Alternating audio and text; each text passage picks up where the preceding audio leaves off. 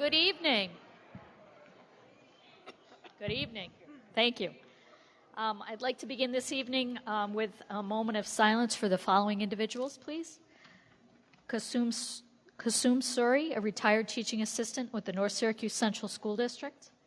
Janet Hughes, a retired librarian of the North Syracuse Central School District.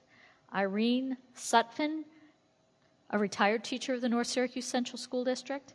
Harold H. Carr, a 1941 graduate of the North Syracuse Central School District. Carol A. Teska Corset, a graduate of the North Syracuse Central School District.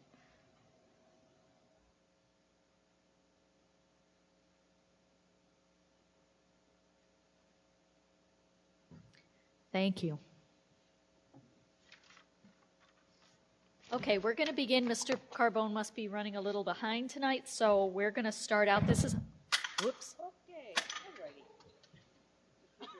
It's just my water and my sign. It's okay. We're going to start out this evening. This is a public listening session. It's a special session for the Board of Education, and we have a list of folks that have asked to speak. And hopefully by the time we go through this list, Mr. Carbone will be here, and I'm sure he'll have some comments. So first up would be Jack Harbold, please.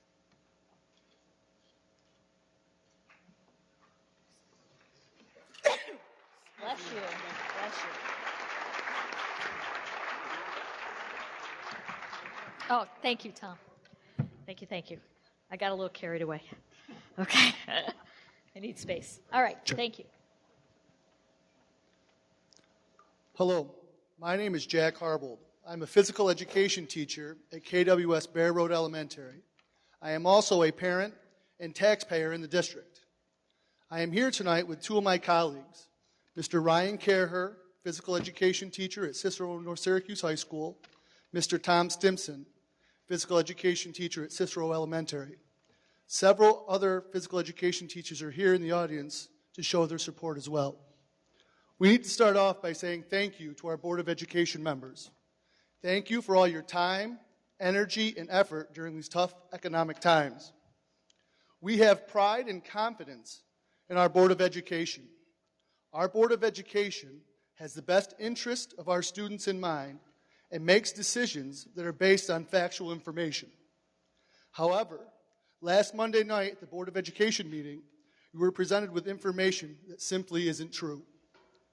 Physical education is mandated by the New York State Department of Education.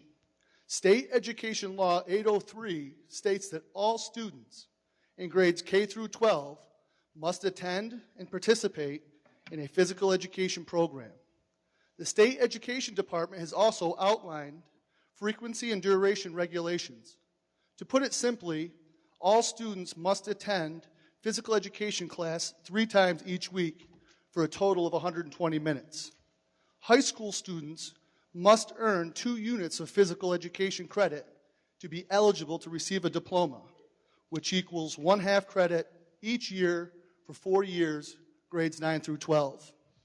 The New York State Education Department has made its mandates and regulations very clear. There are no waivers, there are no exceptions. If you would like a copy of the regulations, I'd be more than happy to provide them for you. Numerous studies show a direct link between regular physical education and increased academic performance. Obesity in children is at epidemic proportions in the United States and poses a serious public health threat. The obesity rate in the last 30 years has tripled for high school students ages 12 through 19.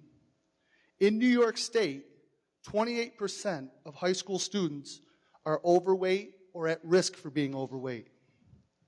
The obesity rate has quadrupled in the last 30 years for our elementary students, ages 6 through 11. Physical education is mandated by the state. Physical education is the best choice for our children, socially, physically, emotionally, and academically. Thank you.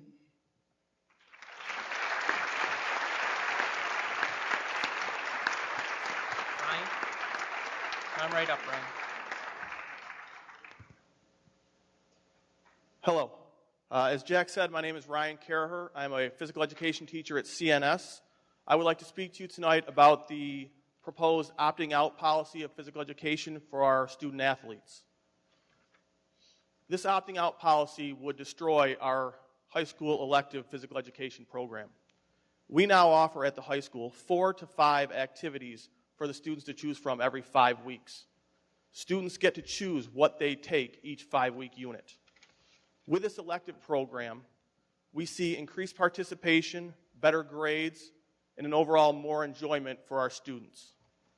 What we are trying to teach our students at CNS is to find lifetime activities that they can participate in once they leave CNS to enjoy a healthier lifestyle. If this policy is implemented at CNS, we're going to see, according to your presentation last week, 2 lost full-time positions. As a result, we'll probably only be able to offer 2 to 3 activities per unit, and students will not be able to choose their activities. We're going to end up forcing them into activities they probably do not want to take. We feel this is going to lead to more unprepared students, more referrals, more failures, and increased safety issues in our physical education program. I'd like to now take the time to ask you some rhetorical questions, and as you're sitting there, I would ask that you think about these questions. Can these athletes still participate in phys ed? Over the last week, we've polled over 100 kids in our physical education classes and asked them if they would rather take phys ed or opt out and take either another elective or a study hall. And over 98% of the kids we've polled in the last week said they would rather take phys ed than a study hall or another elective. If we lose these 2 full-time positions, or let me repeat myself, if we only have 50 kids opt out of physical education, 50 student athletes, will we still lose these 2 full-time positions? All CNS physical education teachers at the high school average around 300 students on their class lists. Are we anticipating 600 students opting out of phys ed, seeing that you're saying we're going to lose 2 full-time positions? Do these athletes still count towards our class lists?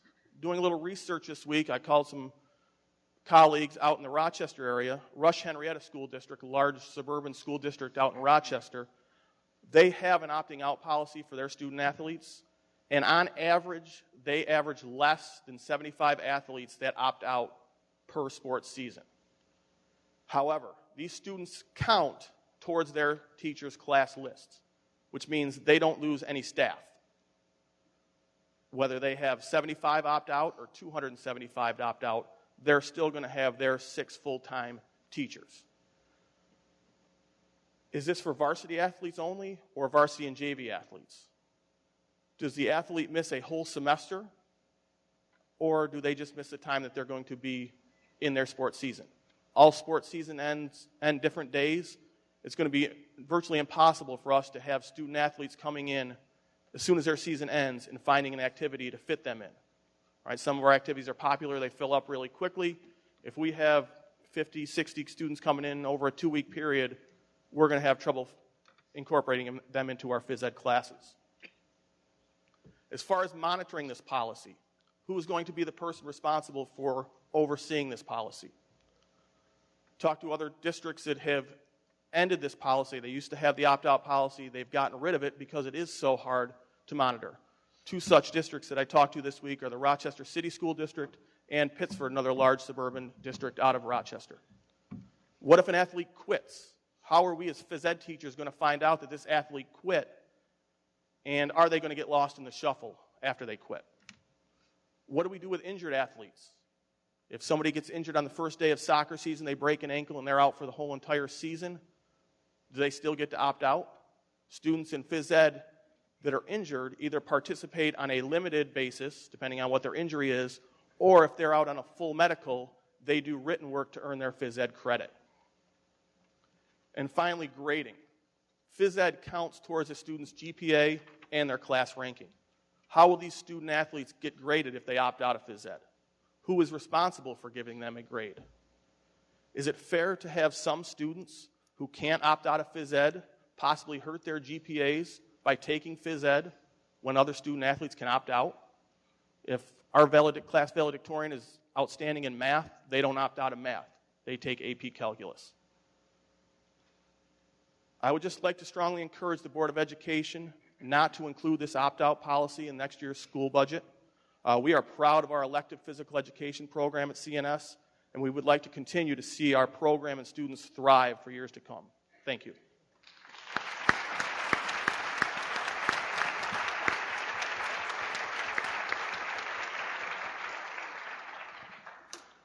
My name is Tom Stimson, and I teach physical education at Cicero Elementary School.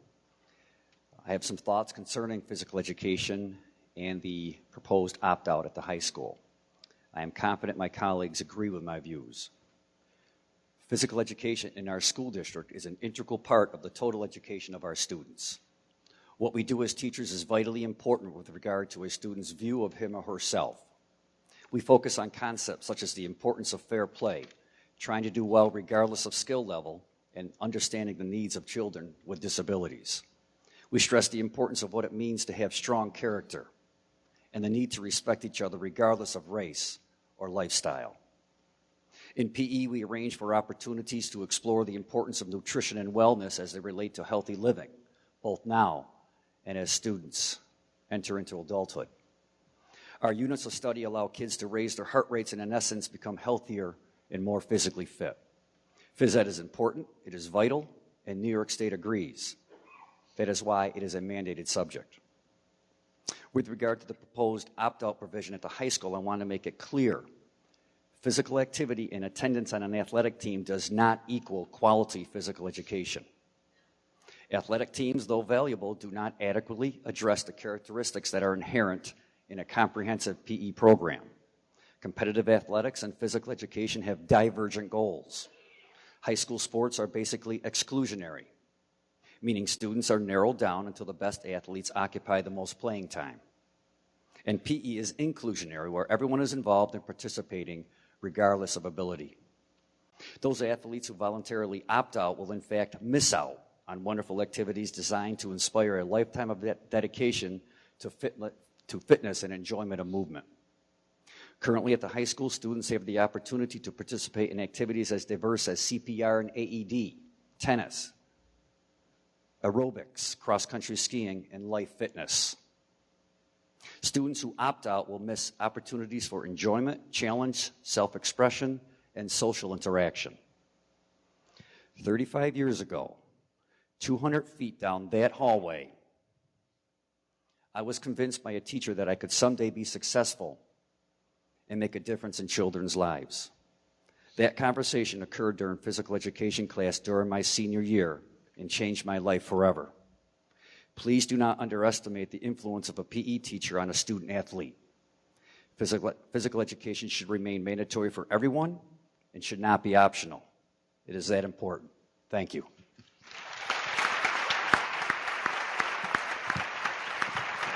Thank you, Tom. Tom and Jack, could you come? I want to just ask you a question. And Tom, because you folks, you live in our school district, so this is your school district, as well as your employees. These are your buildings. I'd like to ask you a question. And I don't mean to put you on the spot, and I don't mean this in a confrontational way or anything, but how much would you guys be willing to pay? If we would, whatever. Tax rate. Whatever. Looking for a tax rate? Well, if my position, and I think I made it clear at the last meetings, I don't want to cut anything. You know, I saw a presentation today from a gentleman, and I can't remember his name, but I'll bring his name here. And he made a presentation. He talked about Apple and why Apple is successful. Why? Because people believe in what Jobs believed in. They believed in the Apple product. They believed in the software. Martin Luther King, they talked about Martin Luther King and how great an orator he was, and how there were many great orators in that era of our country. But why did people follow Martin Luther King? Why did they listen to him? Because they believed in him, and they believed in what he believed in. And I believe in North Syracuse Central School District. I believe in what we do. Do we do it perfectly all the time? No. Do we make mistakes sometimes? Yes. But do we offer our kids the best education that we can offer them with what we have to work with? If having to cut $15.8 million and 200 positions in the last 3 years. Are we doing the best we can? In some instances, in a lot of them, yes, we are. I believe that we shouldn't have to cut a dime. So with that,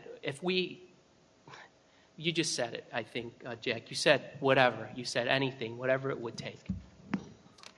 I mean, you know, I'm so passionate about the fact that we could be even if we had a 4.78% tax increase and had to cut $5.8 million. If you look at the cuts that we had up there on the board with that number, it's going to devastate our school district, even at that.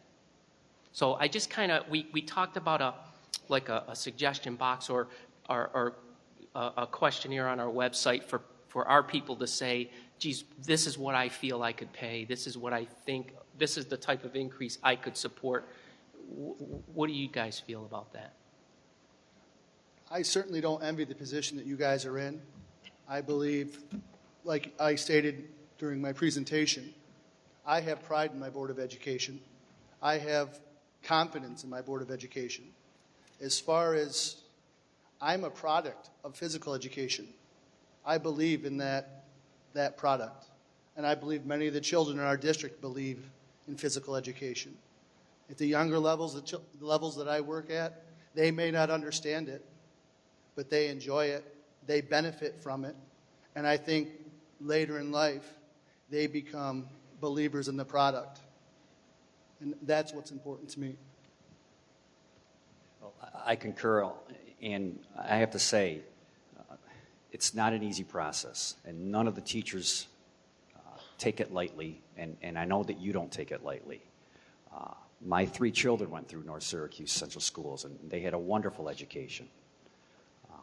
If you decided, in your wisdom, that the percentage tax increase was going to be 4%, 5%, 6%, the Stimsons would support it wholeheartedly. We would. Thank you.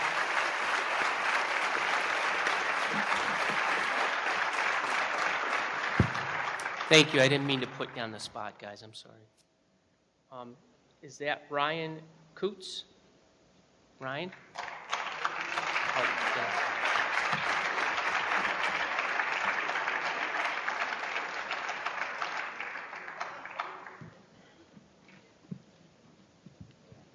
So adorable.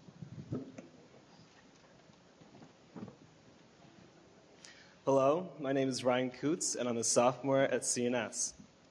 I've been playing music and acting in theater since 4th grade. I'm also a part of the beloved drumline and field band. Each of these activities I've been a part of for 4 years. These activities have truly enriched my life. I came from a private school to the public school district because of the wonderful programs and opportunities offered. I would never be who I am today if it wasn't for the school's music programs and the excellent instructors at the school who have showed and inspired me through the beauty of music. Whenever the school budget is running low, it seems as though the music and art programs are the first on the chopping block. Music and the arts are how we as students express ourselves. As musicians, we have self-confidence when it comes to getting up in front of an audience, and we have been taught to work together through dedication and commitment to ourselves and our fellow musicians. Many of us will graduate from here and go on to pursue careers in the fine arts. We willingly give up our entire summer and family vacations and all of our weekends through the year for our music and theater. Sure, we could be doing other things, but music is what we love and what we want to do. It has been proven that students who play musical instruments get better grades and are then most likely to succeed after graduation. There are students who have graduated from the school who went on to become famous musicians and actors. Their training started right here in our school. We love our music and performing arts and express our talents. It's much more than an entertainment. It's about starting a family and showing others who we are. It's the way we get ourselves to be heard and is a gift we will take with us throughout our life. We are the future generation. Do not take from us our programs we need to better ourselves and explore who we are. This is where it starts. If too many programs are cut, CNS will be known for nothing. As that famous 70s song goes, don't take away the music. Thank you.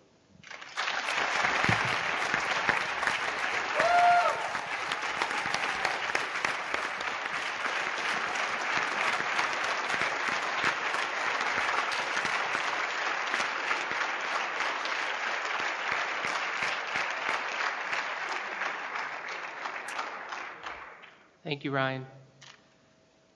Carly Rebecki.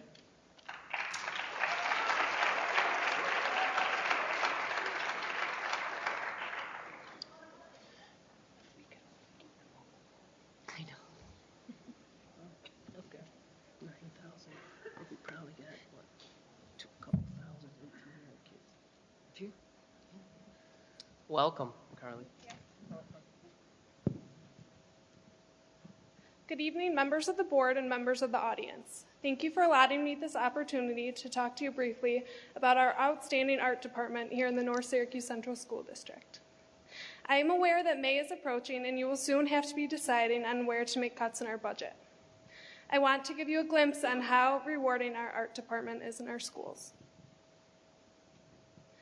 I am a senior, and next year I will be attending my dream school, the Fashion Institute of Technology in Manhattan. This is a small, prestigious school that enrolls a little less than 2,000 students each year.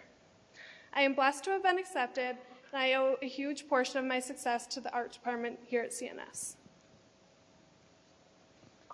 Because we have such a variety of courses available, art can be considered a scapegoat out of the hectic school day, and it becomes a place to express our individuality.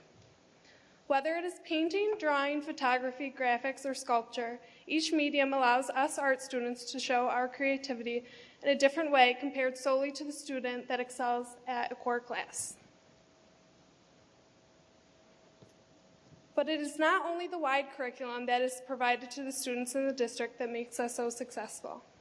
It is the time and effort that is put in by our teachers. No matter whom it is, Mr. Van Hoven, Mr. Ferranto, Ms. Plasky, Ms. Haven, or the countless other art teachers, they all have one thing in common, which is to strive to make us art students more knowledgeable, better skilled, and well-rounded future artists. During the board meeting on February 27th, after some of the students had been recognized for their achievements in CNY Scholastic Art Show, Mr. Crabtree had said, "I just want to congratulate from all of us to the students, but we have a lot of art teachers here in the audience, and in my heart you are second to none. You are the best art department in the school system and in the county." Mr. Crabtree, I could not agree with you more.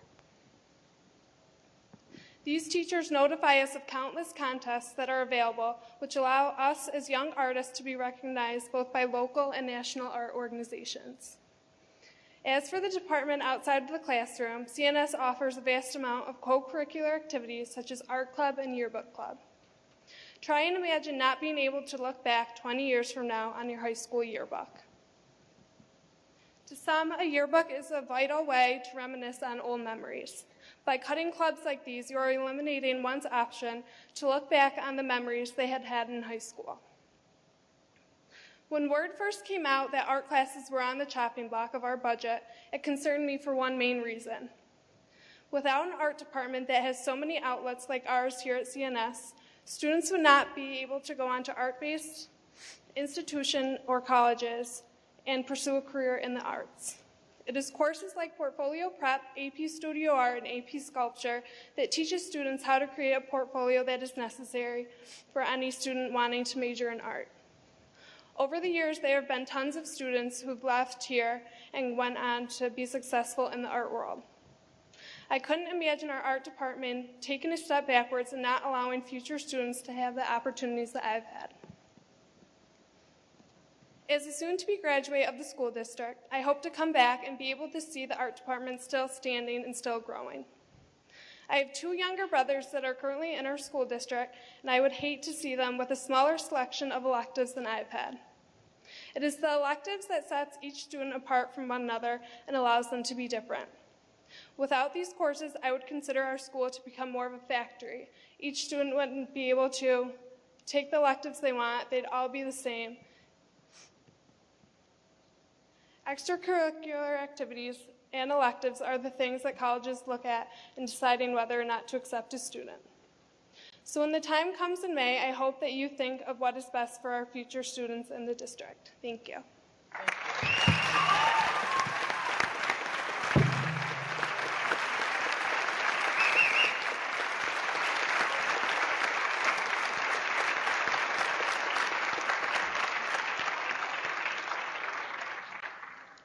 Jake Blake.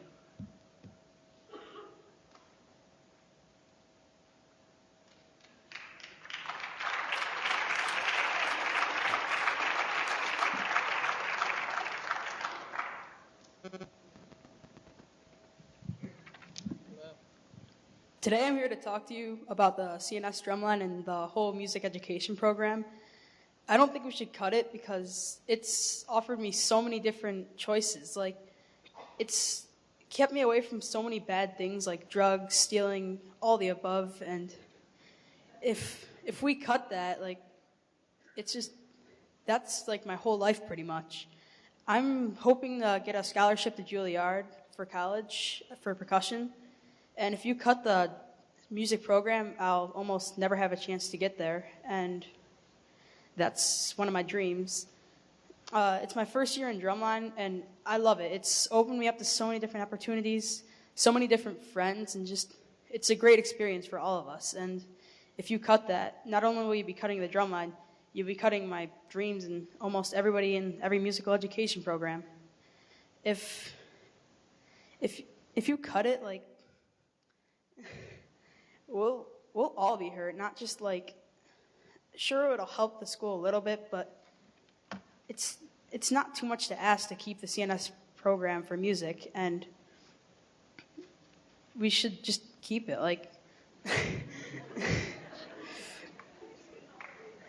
yeah.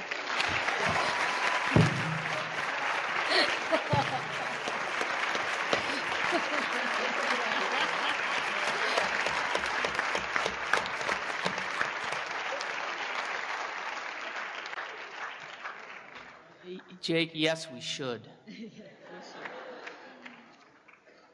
Tate Laporte? Welcome.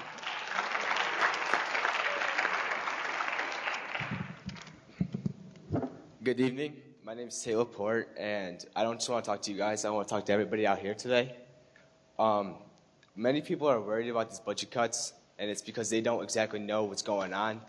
And one of the main problems is they know if this budget passes, we can say goodbye to our sports, our electives, and everything. And that just we can't have that. We need these electives and we need these sports because that's what makes a well-rounded student, and that's what colleges need. And that's what makes CNS and every single one of us unique in a way. And we have already been evaluated for low scores and bad grades by the state. And if you can imagine if they cut our sports and our electives, the drop in grades, the drop in attendances, and the disappointment you'll see in students' faces. And we can't do that. And the sad part is I'm a photographer and I'm an athlete. And my brother, who's in 8th grade, is already trying to be a photographer like me because he's seen how happy I have enjoyed my class. And he wants to do the same thing. And my sister, who's in 5th grade, she already told me, Tate, when I'm older, I want to do track like you. And I think that's the coolest thing. And she always asks me, Tate, what's something I can do when I run outside? And I tell her just do sprints. But what's sad about that is by the time she can do track, she won't even be able to step on that track because with these budget cuts, it's gone. There's nothing there. And we can't lose the teachers either because that is what's made me who I am. I have Coach Simpson out here. He started me off running. I have Coach Hild over here and Coach Bruin. They're my coaches now, and they're making me the person I am now. And I don't know if she's here, but I have my media arts teacher, Mrs. Lieberman, and she's turned me into like a wonderful person. I would not be here without her right now. And she's made me the photographer I am now, and she's crossed on my path for my career, and I know where I'm going now. So you can see I'm breaking down now. You can't cut it. I know everybody out here would pay that extra amount to keep our sports and keep our electives. You can't do it.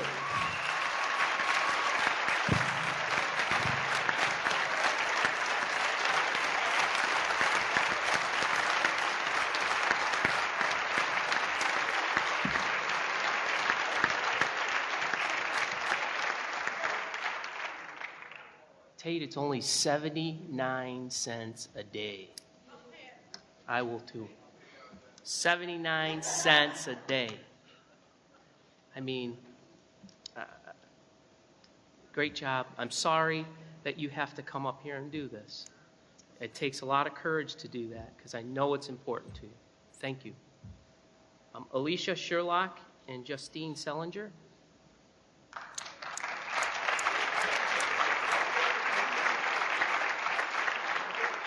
That's all it is, 79 cents a day.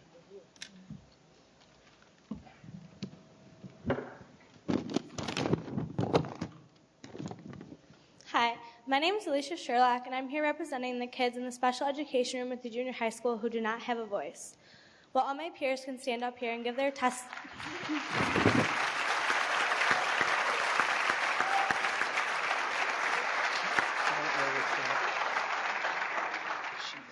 While all my peers can stand up here and give their testimony on why art, athletics, and music should not be cut, these students cannot come speak about how important the program is to them or how it will affect them if it is removed. I had the amazing opportunity to volunteer with these students in my freshman year. It shaped me into the person I am today, and without them, I would not be standing here. They also inspired me to want to be a special ed teacher in the future. My passion for children with disabilities is owed all to the students and teachers in room 126, who throughout that year became my best friends. The classroom is unlike most special education programs. The teacher and teaching aides in this room don't just think of the students as students that have a disability. They care about the students as if they were their own. There's never one moment where the students are just sitting there. Each student has a very specific schedule with the basic core class lessons, but then they also have occupational, physical, and speech therapy that further their advancement. All of the adults in that room are constantly doing everything in their power to ensure the student has all the resources they need to continue growing. They make it possible for the students to conquer some of the difficulties they face due to their disability. The program not only encourages the students to work up to their potential, but beyond it. They are also given opportunities that other programs do not give them. Watching the kids advance from the beginning of the year to the end of the year was an amazing experience that I'm so grateful I had the opportunity to witness. Just by taking one step into that classroom, you can tell that the environment has so much to offer for the students. The teacher and teaching aides go above and beyond to make sure every student has the opportunity to experience success. I cannot imagine another program that would give these kids the attention they deserve. I could stand up here and talk for hours to explain to you the impact these students have had on me. I ask that in making this difficult decision on programs to cut, you consider the students who are not able to stand up here and voice their opinion. Thank you very much for your time.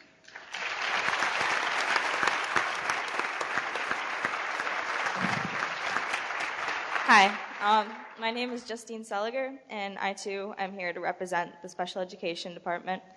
I also, with Alicia, worked in room 126 my freshman year, and honestly, that year changed my life. When you walk into that room and you see all those kids who you see a kid struggling with something, and when he understands how to do it, the smile on his face, when he finally learns because his amazing teachers helped him, it's amazing. And actually, we have one student here, Elena, who's here today. Elena, will you stand up?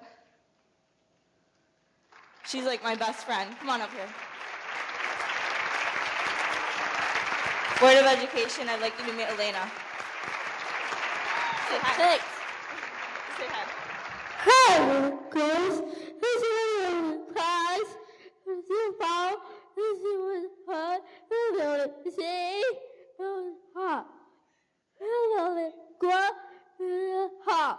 This is Paul. This is the white go. This is how. This is Paul. This is Paul.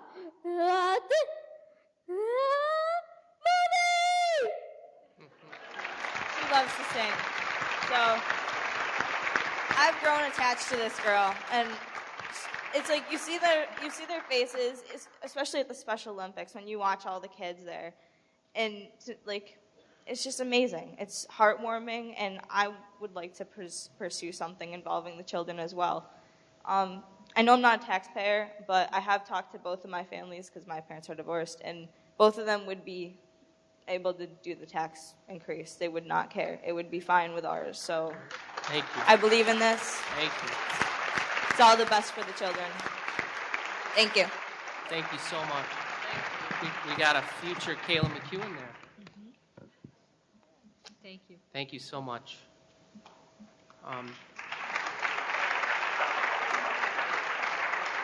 Becky Zinsmeyer.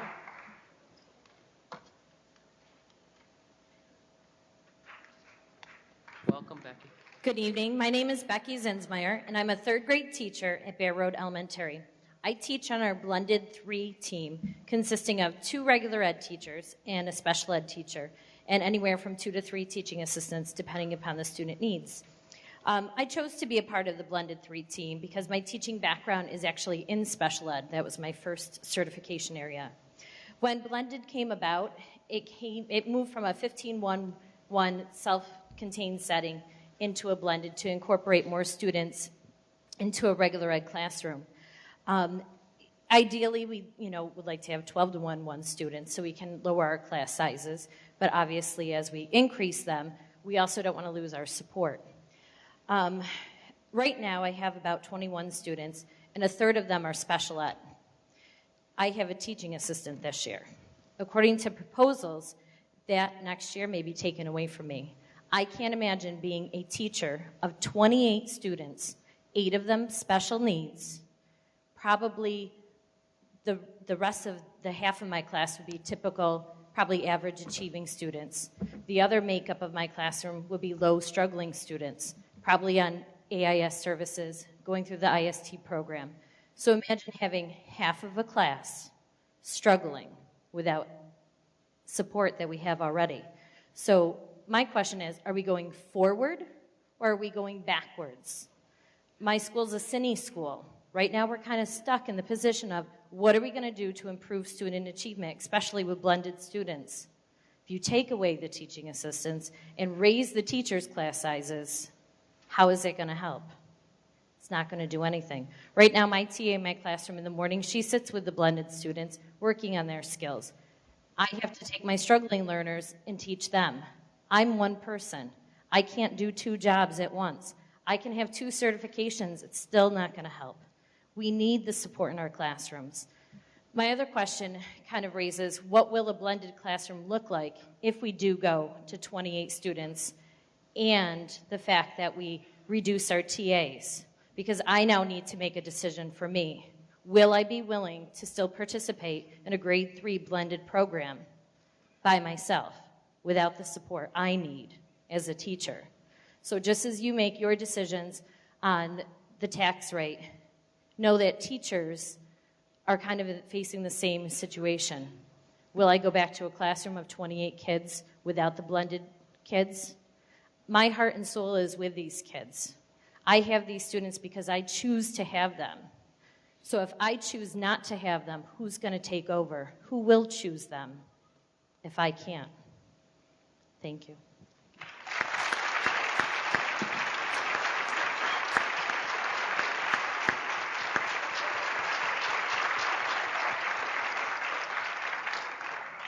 Wendy Grabowski.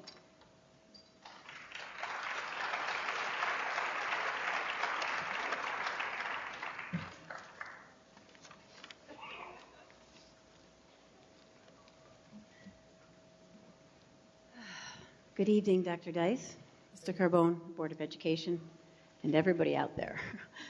This is great to see everyone here. My name's Wendy Grabowski. I'm blessed to be the special education teacher at North Syracuse Junior High School in the 12-1-4 class in room 126. And my class is a special ed class that is projected to be cut in the new budget reductions.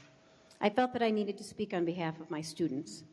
First of all, I know that you, the board, do not want these reductions any more than we, the employed, do. I know that these are difficult times, and all those that are here today that have been speaking feel that their programs are important and should not be cut. But smaller classes, smooth transitions, and qualified staff are all, right from the beginning, from the hardworking special ed directors that we have to the specialized teaching assistants, are all crucial components for learning to occur in the 12-1-4 classroom. I am surprised that it's even legal, actually, to cut the 12-1-4 students entirely out of the junior high school. All other students in this district have the junior high school experience, and these students deserve it also. The individuals...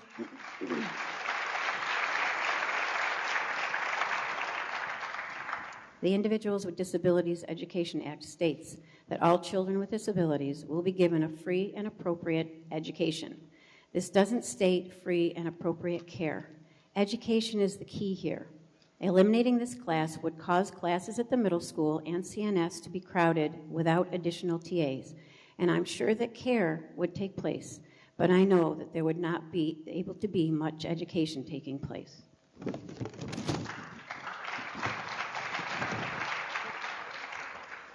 We have a wonderful class at the junior high school. All the students need the junior high school experience to transition smoothly from being a kid in the middle school to being a teenager at the high school.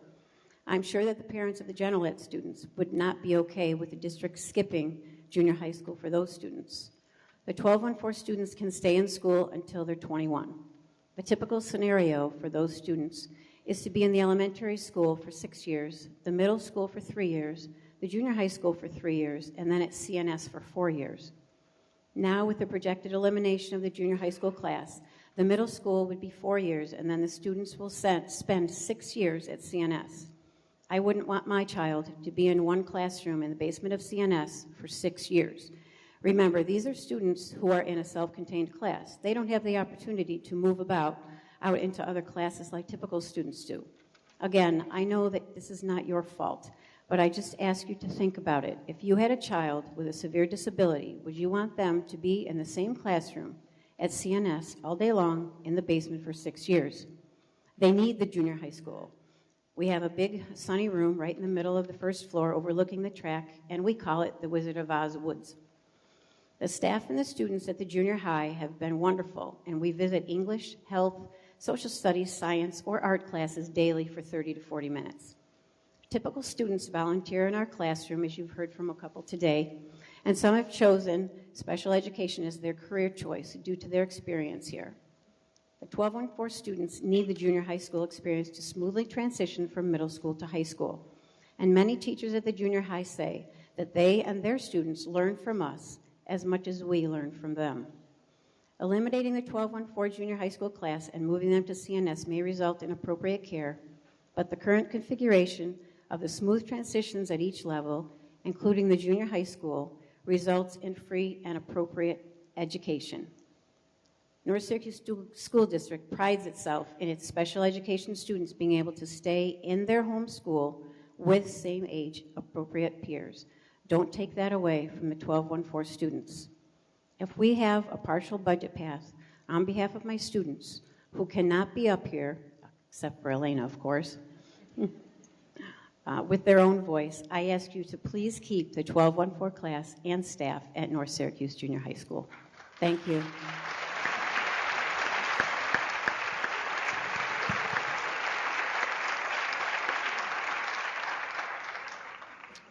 Brittany Murphy.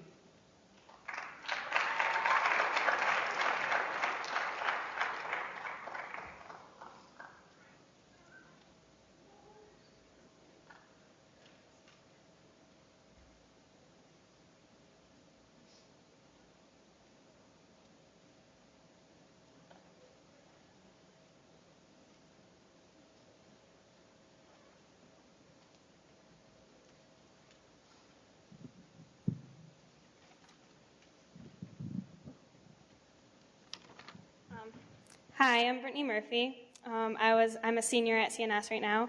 I recently was on the field hockey team. I've been involved in field hockey for 6 years. I've been on the varsity team for 5 years. I was a captain this past season.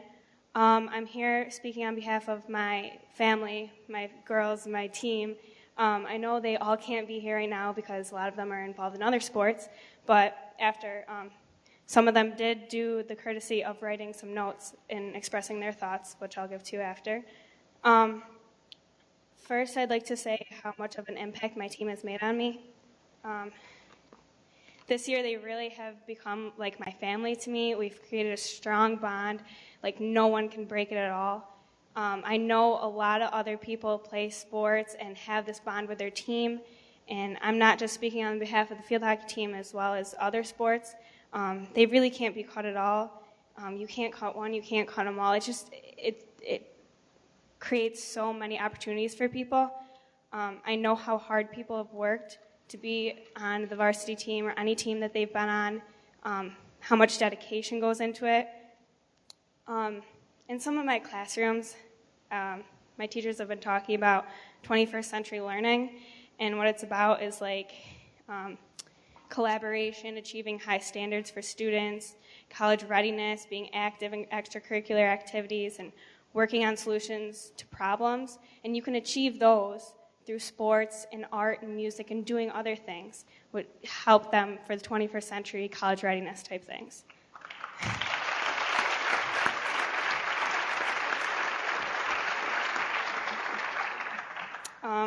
Also this year, 100%, meaning everyone on our team, made Scholar Athlete this year.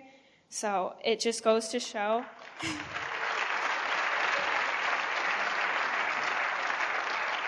It really goes to show that it's possible to excel in the classroom and on the field and do great at both, which also helps me.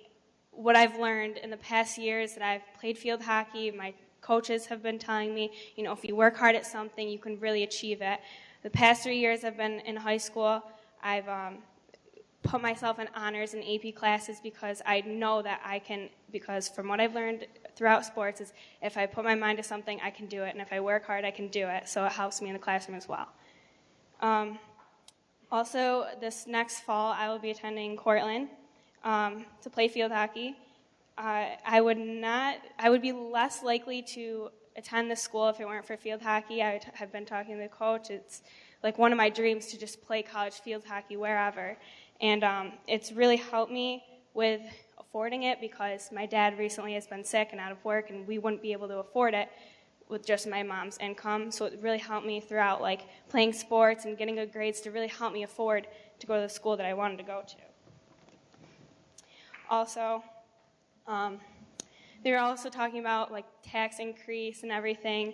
I just wanted to say that if you cut a lot of things like sports and art and music, it might decrease the property value in Cicero and like from people moving here. People aren't going to want to send their kids to a school that doesn't have the equal opportunities as other schools can.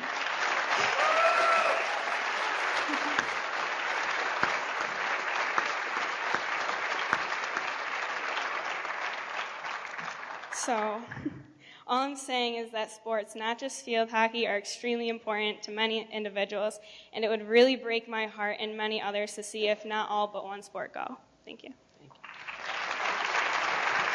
Good job. Thank you.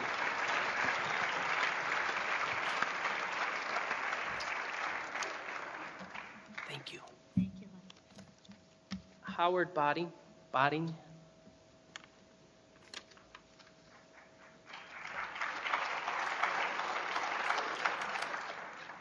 Welcome. Good evening. Thank you very much for accepting public comments this evening. I really do appreciate it. I actually came here with several things in mind to speak to the board about. And after hearing everybody that went before me, I almost feel like I'd be beating a dead horse. I came to talk about music, keeping it in the school at the current level that it is. I have two kids that go to Rocks and then one at the high school. Both are in orchestra. They love it. It's really helped them in their grades out. But like I said, I almost feel like I'm repeating what some other fine speakers have already done. So I guess I'm going to be the one to address the elephant that you said was in the room earlier. What would I be willing to pay? What would you be willing to pay? Now, keep in mind, I guess I should have brought my bulletproof vest. But I mean, I feel there's probably going to be some people who are going to crucify me, but I would even go with 10% increase.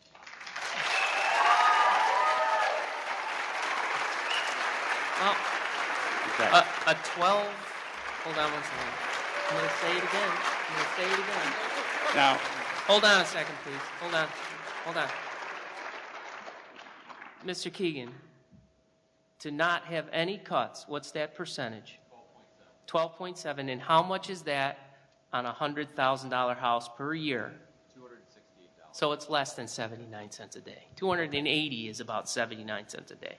Okay. Something like that. So, I mean, that's what we want to hear. But can I just remind you all in the audience that we went out with a 5 last year and it went down.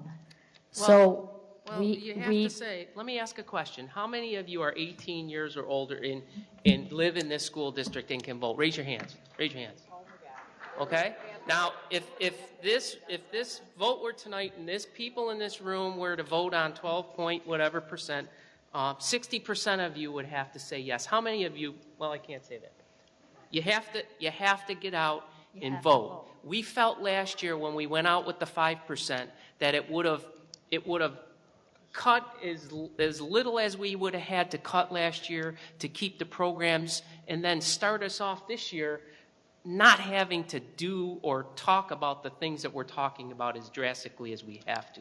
So what we need everyone out there to do, because talk to your neighbors, students, talk to all of your friends that are 18 years old and have them tell us what it is that you are willing to pay, because this is where I was talking about passion. This is where I was talking about the why. Why do we do this? We do this because we believe in all of those kids. We believe in everything that we're trying to do here, and that's what we need you to do, and that's what we need you to convince your neighbors that this is worthwhile. This is our responsibility to educate these children in the same way that we educated the children 5 years ago and 2 years ago and last year. I mean, it's imperative. 60% of the taxpayers, there's 10,000 households in our school district, 10,000. Out of those 10,000, about 1,800 voted last year. Roughly. I don't know the exact numbers, but I can get that. About 1,800. And out of those 1,800, that budget went down by 50, how many? 52. That means that if another 100 people voted that supported that budget, it wouldn't have gone down. Another 53.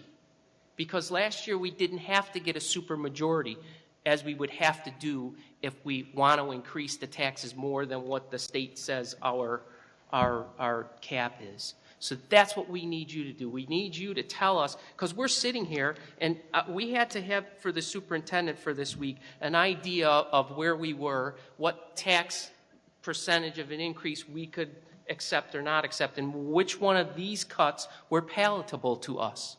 And frankly, I couldn't do it. What am I going to cut? You know, my kids were string kids. There's Mr. Connell right there. Had them when they were at Smith Road. You're gonna not give our kids the opportunity to do that. We're not going to field sports teams. Is that the answer? No, it's not. We need you people to help us. That's what we need here. And I'm not going to go on much further, but everything that Mr. Carbone said is very, very true. I do hope that everybody talks to their neighbors and can convince them that, yes, our education is worth it. For $200 a year, I can't imagine not voting for it, but there's a lot of people out there that will just absolutely go nuts if they hear 10%, 12%. They'll think that the sky's on fire and everybody's going to die, and it's like, that's not it. It's not going to happen.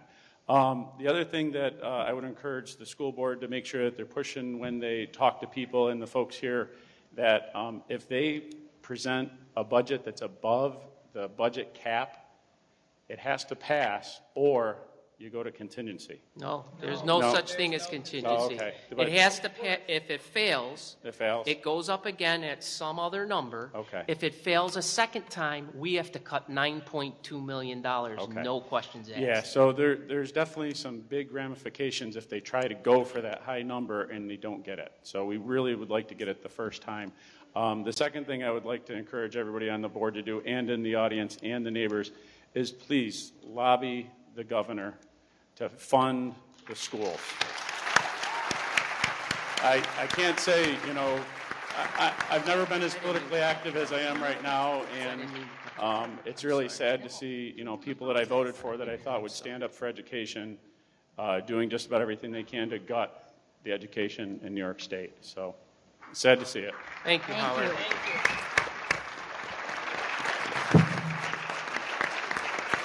I mean, it's sad to say, but there are people out there in our community that if we put out a 0% tax increase, they would vote no. Because there are people that are going to vote no matter what. So we have to have more people that are willing to vote the other way. Sarah Knickerbocker and Christian Oliver.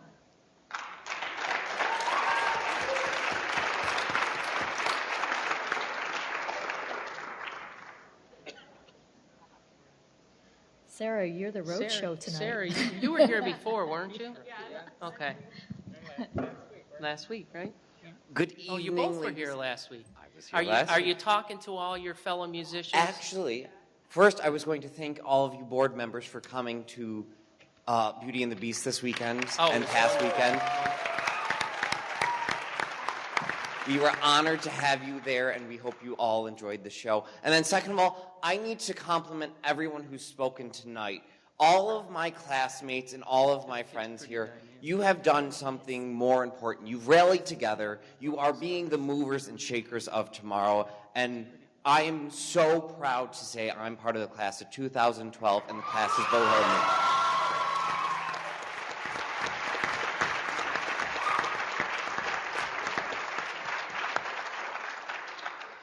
Tonight, Sarah and I are being representatives of the CNS High School Orchestral Program. We have packets for all of you on the board from the high school students. They have written you letters, and we understand that you all want to keep the string program as much as we do, but they wanted to voice their concern for you, and a lot of them, Sarah and I read through them, talk about starting back in 3rd and 4th grade, that core educational value where we get it from in 3rd and 4th grade. And if you were at the String Fest the past week, you would have seen the pride in the 4th graders who are part of the all-district orchestra, because they are achieving something at a young age, and they are able to one day be inspired to be like the high schoolers that they get to see. And I am so proud to be a part of this group. I know Sarah is, and a lot of other members. And the educational value that it brings is so detrimental to our school. It is just phenomenal, the numbers of students you see excelling every day through music education, through sports education, through any education in our school, because we have teachers, community members, and faculty who care about our students and truly make a difference in our lives.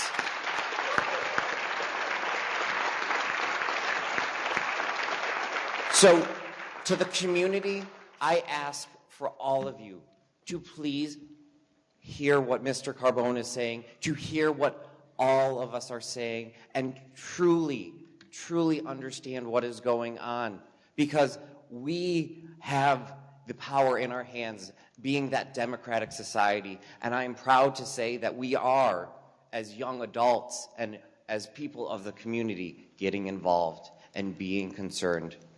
So, again, my thoughts and prayers are with you all as the tough times come, and thank you. Thank you. Thank you.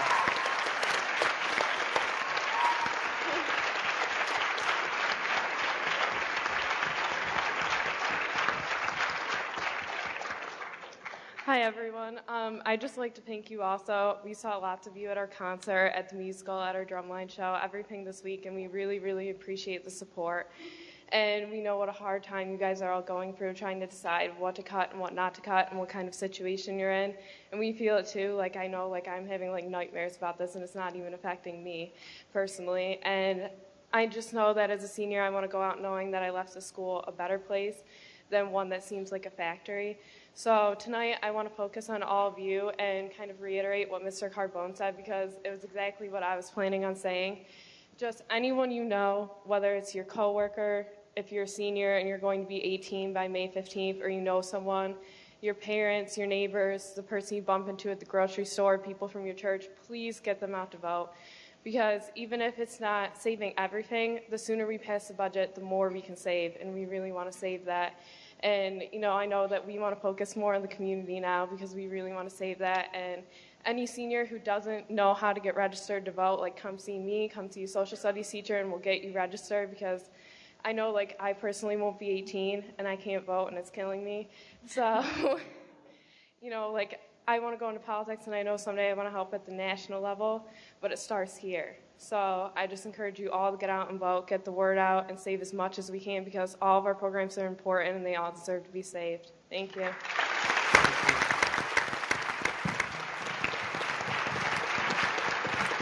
Thank you very much. Phil Clary. Now, Mr. Clary is at all of our board meetings, sometimes late at night, and there's only 2 or 3 people out there. He's one of the 2 or 3. Always. Thank you. I want to thank the board for giving us the opportunity to speak tonight.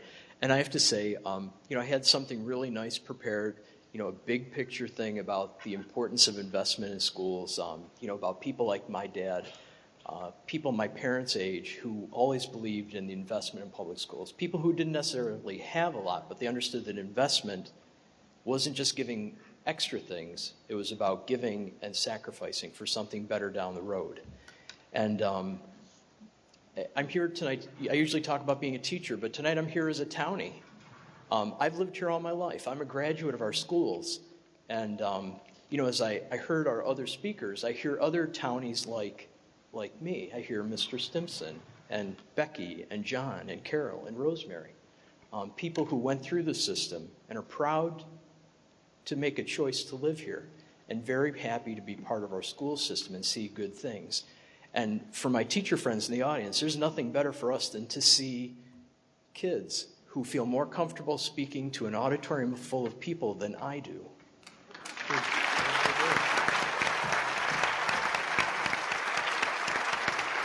Even our special education kids.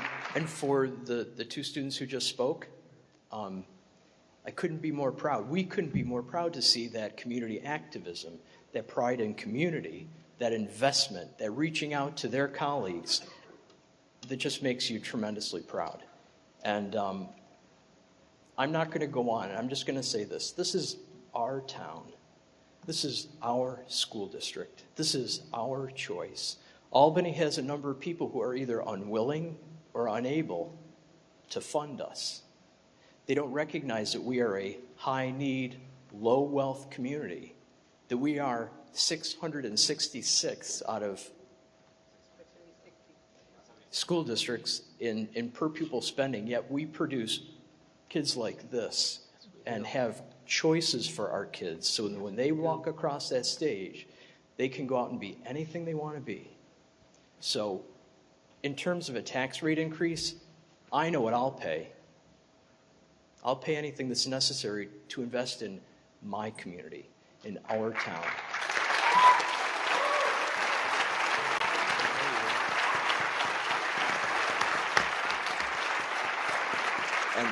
And I'll leave you with this. People who know me well know that on my phone I carry a little picture. And the little picture has 52 little Fisher-Price people. I do. And I carry it with me. It's a reminder of what happened last year. And for those people who think that we can't pass a budget with a supermajority, I say bring it. That's what I say. Believe. So, we got to believe we're going to that do we it. can do it. So, and we believe it. We need your support, and we'll back you. So thank you very much for your time.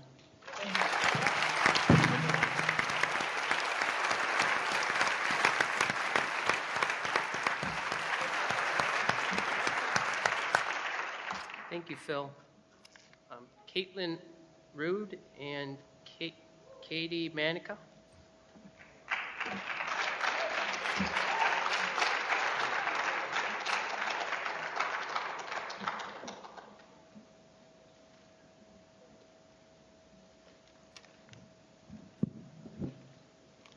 I know a lot of people have been up here talking about the music program, which is what I'm here today.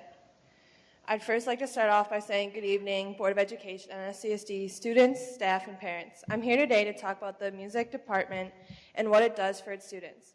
Ever since 4th grade, when I was able to join band, I've had a strong passion for anything music related. When I was younger, I used to be shy and not able to make new friends. Being in the music program, I have been able to come out of my shell and able to make many friends that I have today. If it wasn't for being a part of this music program, I wouldn't have met the great friends. Music has helped me get through hard times. When I lost three of my closest family members in 4 years, I didn't have many people to look out to. I didn't know how to. I realized that playing my instrument and being around music, I was able to get through that hard time in my life. 2 years ago, I joined the CNS Field Band. That was the best thing I have ever done. Being in Field Band, I have had the chance to meet so many great people. This past year, I've had the opportunity to be the junior drum major. This position has really helped me meet many people from other schools and learn what it is to be a leader and be a role model for other kids to follow. I really look forward to next year being able to pass my passion for music and all the leadership skills I've learned to new members that are coming up. Being in this position, I have been able to see how much younger musicians look up to you, just like I did with my instructors and teachers throughout the years. Without the amazing band and music teachers I have had, I wouldn't be the person I am today. These past few years, I've been able to work with great band directors and music teachers that have really made me who I am today. It would be a shame for younger students to come up through the grades and not have the ability to meet these teachers and have the experience that I and most of my friends have had. You may not be able to look at me and know that I'm not an athletic person. I'm not going to say that I don't join sports like throwing and track, but field band and drumline are my sport. So please, Board of Education and the taxpayers of Cicero North Syracuse, don't let these programs be eliminated. It is so important to the growth of young people. These programs are what keeps kids off the streets and from doing drugs that could easily harm or potentially harm others. I know it is a really hard decision, and none of you members of the board want to cut anything. I would just like to ask you to take the opportunity to think about how many people's lives would be affected if those programs were cut. Without music, I truthfully don't know who and where I would be today. Thank you for your time, and please think about all the students and staff that would be affected of this cut. If we didn't have music programs, how would we be able to achieve our dreams like famous musicians that we listen to every day? Please don't let our dreams be down by cutting these programs.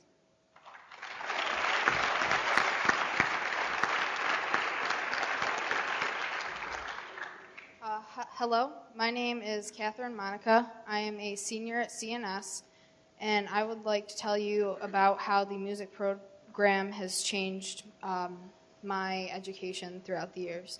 I have been in the band since 4th grade, and 5 years ago, everything changed for me. I had joined the marching band, and not only did I make the amazing friends that I have today, but my grades also improved a ton.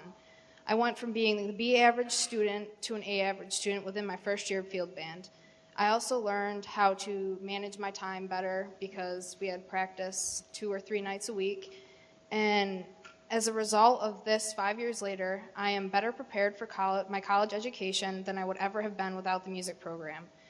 I have been accepted into multiple colleges that have given me scholarships for being in the marching band. And I would like you guys to keep this in mind for the students that are coming up within these years, and without which many of us would not be able to be prepared for college and the life after. Thank you for providing us with these programs, and thank you for listening to us tonight.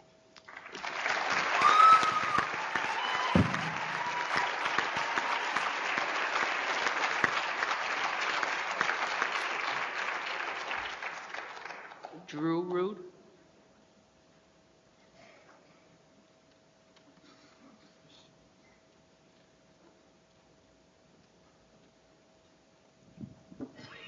Good evening.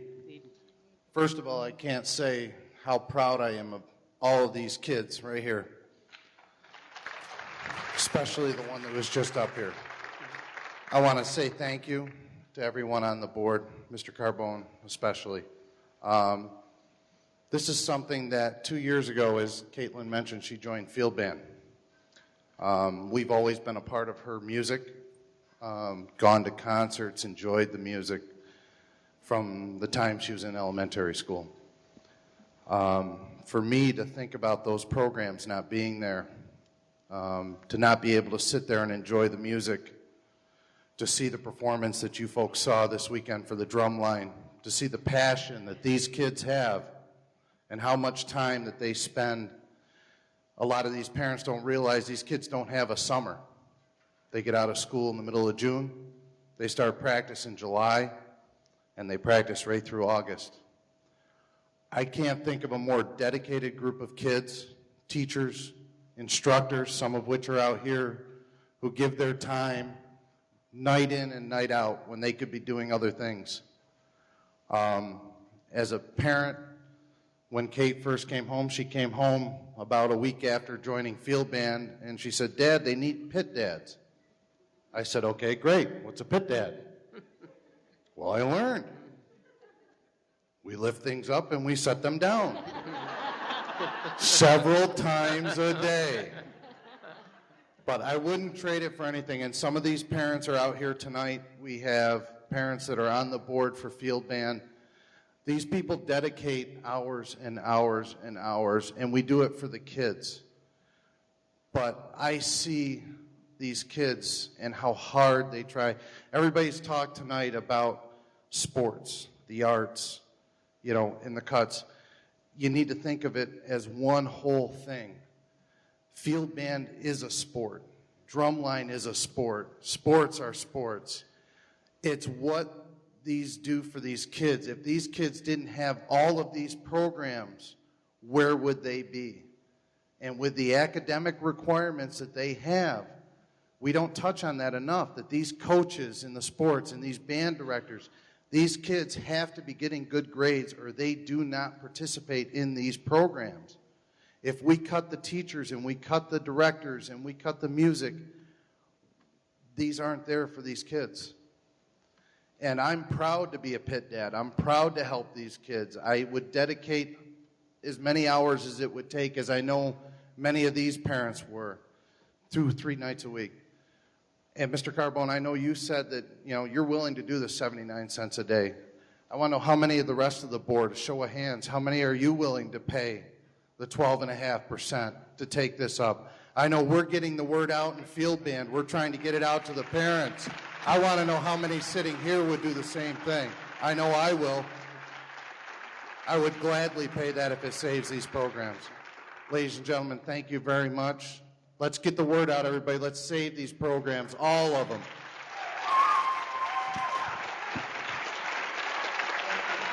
Thank you.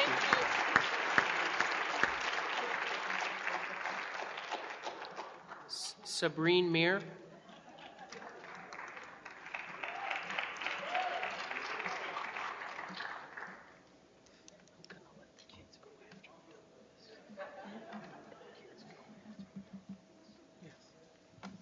Welcome. Good evening, Ms. Dice Fawcett, Ms. Annette Speech, and all of the board members. I really do appreciate this opportunity to speak to you, as well as I'm not going to turn my back on the taxpayers and my peers in the audience. This is one of the most major issues that I feel are being overlooked in these meetings, and that is cutting co-curricular activities. 0.17% is the amount of money, $250,000 out of a $140 million budget that they are spending on co-curricular activities. 0.17%. And of that 0.17%, that includes Honor Society, Math Honor Society, SAD, Students Against Destructive Decisions, Umoja, which I am currently president of, Principal's Cabinet, amongst others, and others that have already been cut and are still being overlooked. I'm not here to attack the board, but simply to emphasize and enlighten you, as well as the audience members, on the fact that these opportunities to these students are being drastically changed, and that hurts me on a personal level. I am currently president of Umoja, as I have previously mentioned, which is a multicultural and diversity group dedicated solely to helping students know that they have an opportunity to have a voice in the school system, just as I am here today. And I doubt I would have the opportunity to stand here today and to explain to you and everyone in the audience, for example, I would not have that confidence. I would not have built the opportunity in myself to know that I feel passionate about something. I am also on Principal's Cabinet, which was a great opportunity as well. And I am also a student on the elective committee for the CNS High School Principal, which is still undergoing, and I'm being very patient with.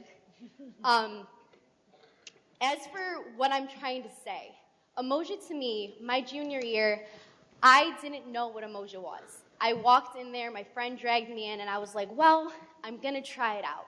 And I did, and I loved it.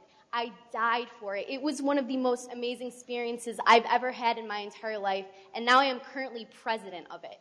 I went from being a member, and in a year, I am currently one of the leaders of one of the best groups run by one of the most amazing teachers I have ever met in my entire life.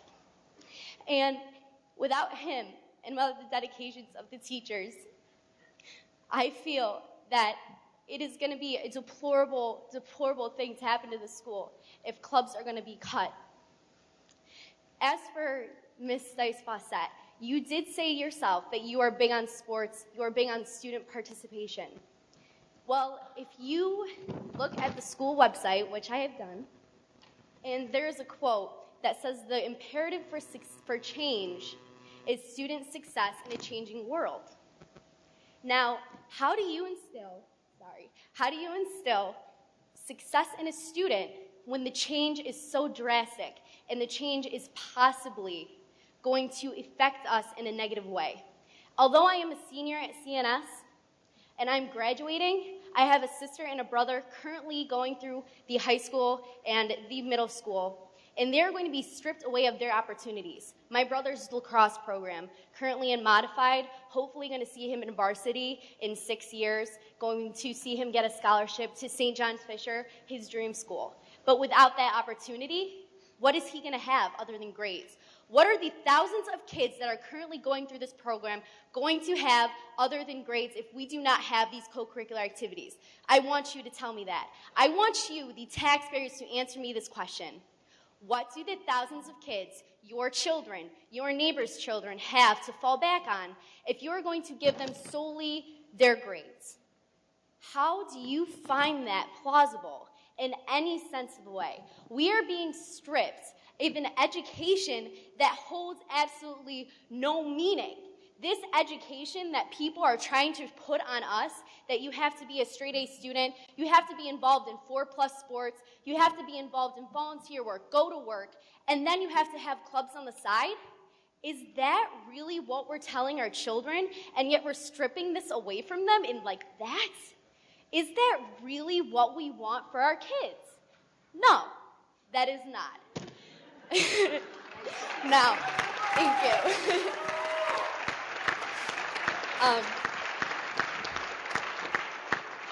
Now, should be a drama student. the ultimate decision, I understand, is not held on the Board of Education. It is not held on your shoulders. You are clearly here to listen to our voice, and I commend you for that. I commend you for sitting here and going through the hours upon hours of ridicule from parents, from students, from teachers. I commend you for listening to our opinions and then having to deal out with all these people in the audience. I commend you. And I commend the taxpayers in the audience right now, because it is you who are going to help us keep this program at large. If we do not have this program, what do we have to fall back on? 1,140-ish is our current high stake for CNS out of the country. You know, it was a big deal last year that they said for the 2011 school year, something like that. I forget the number. But it was a big deal to us. You know, it was all over the school website. Well, that number is going to drastically change if we're cutting these electives and we're cutting these clubs. So I'd like to leave you with a thought. If a student like myself, who does not rely solely on grades, and anybody you know you can ask, I'm not the best person when it comes to grades. I'm not saying I'm a failing student, but then again, you know, I'm up there, and I really try, but clubs are what made me who I am. And without those clubs, I would not be the person I am today. So I thank you, and as for the taxpayers in the audience and all those kids who are turning 18, you better vote. Thank you.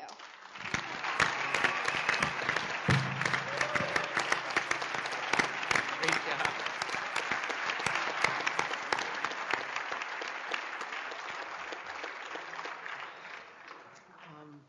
Paige Kelly.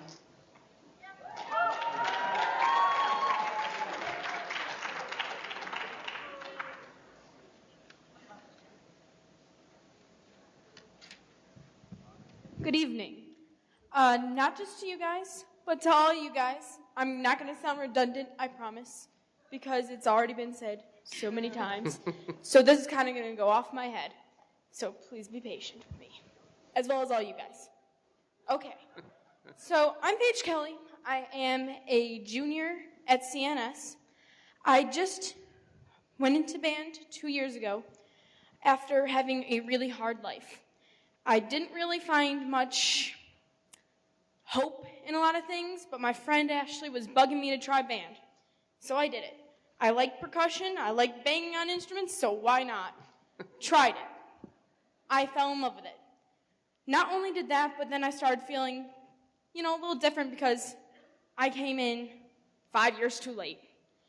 I met so many amazing people that have taught me that with more effort and more trying, I could succeed. Then when field band season came around, they asked me to try field band. I was like, spending my whole entire summer doing this instead of going out having fun with my friends? All right, I'll try it. Not what a normal teenager would do, right? There we go. I got someone to back me up. Anyways, I fell in love with it 2 days after into it. Still didn't know what I was doing, still couldn't really read at all music. I had people actually helping me read music the whole entire year. Big shock when I got put into the pit saying, okay, here's music, read it. I had so many people, lovely people, helping me, including instructors that probably are here, and if not, I'm sure they'll hear about it, helping me read music. Once I started to read music, I felt amazing because, honestly, I'm a dyslexic. I can't really read that well, and knowing that I can read music amazed me. But I'm not just going to sit here and talk about the music programs, but for everyone. Everyone with any type of sport, it's more of a family. And I'm going to speak on behalf of all sports, including field band and drumline. It has changed my life, and absolutely the people that I consider my family, which are people who are a part of these things, they have seriously changed my life in a big, drastic way. Some say that I might have been heading down the wrong path of feeling hopeless. They have changed me into a person that has helped me look on a brighter side completely. And I could not give them enough. But not only did it help me personally, it helped my education. Knowing that I had to raise my grades up in order to support myself into these education programs, I was like, okay, I'm down for it. I'm going to learn how to manage my time, and I'm still learning. You can ask any of my teachers. I'm still learning. But it has changed my life, and I went from maybe a below failing range to now BC student. Still trying, still working our best, trying to manage everything. And it has changed me completely. Now, what I ask for them, because I know you guys don't want to cut this as much, because it would change someone who is going down a path and change them into a better person, I ask all of you to ask everyone you know that's over 18 to vote, to change people's lives. I haven't been doing this since I was in 3rd grade. I've just started last year, and I'm in love with it. I would rather put my whole entire time into learning how to play an instrument or maybe even sports. I've tried sports before, can't do it for my life, but music I can try, right? Gotta give me that.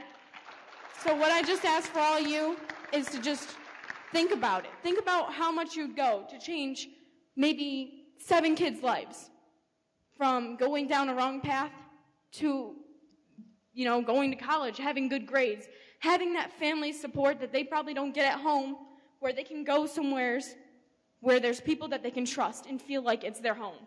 Because I know that when I go and step with my bandmates, I feel amazing. I feel like I can trust them, and I can go to them for anything because they support me no matter what I do. So I'm going to leave you with that. Have a good night.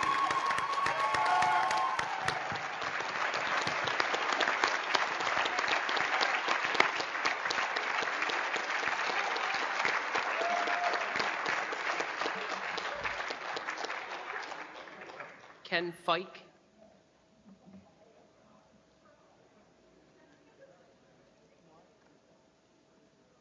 Ken?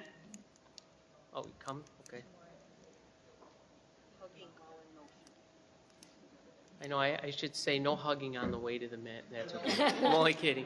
I'm only kidding. Yeah, she's one of my adopted kids, everyone. There you go. If you don't mind, board, I'd like to yield a few minutes of my time to let Caitlin Everett speak ahead of me first, and then I'll speak afterwards if that's acceptable. Sure. Yeah, sure. Go ahead, Caitlin. Go ahead.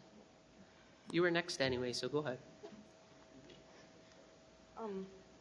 My name is Katie Everett, and I'm a senior at CNS High School.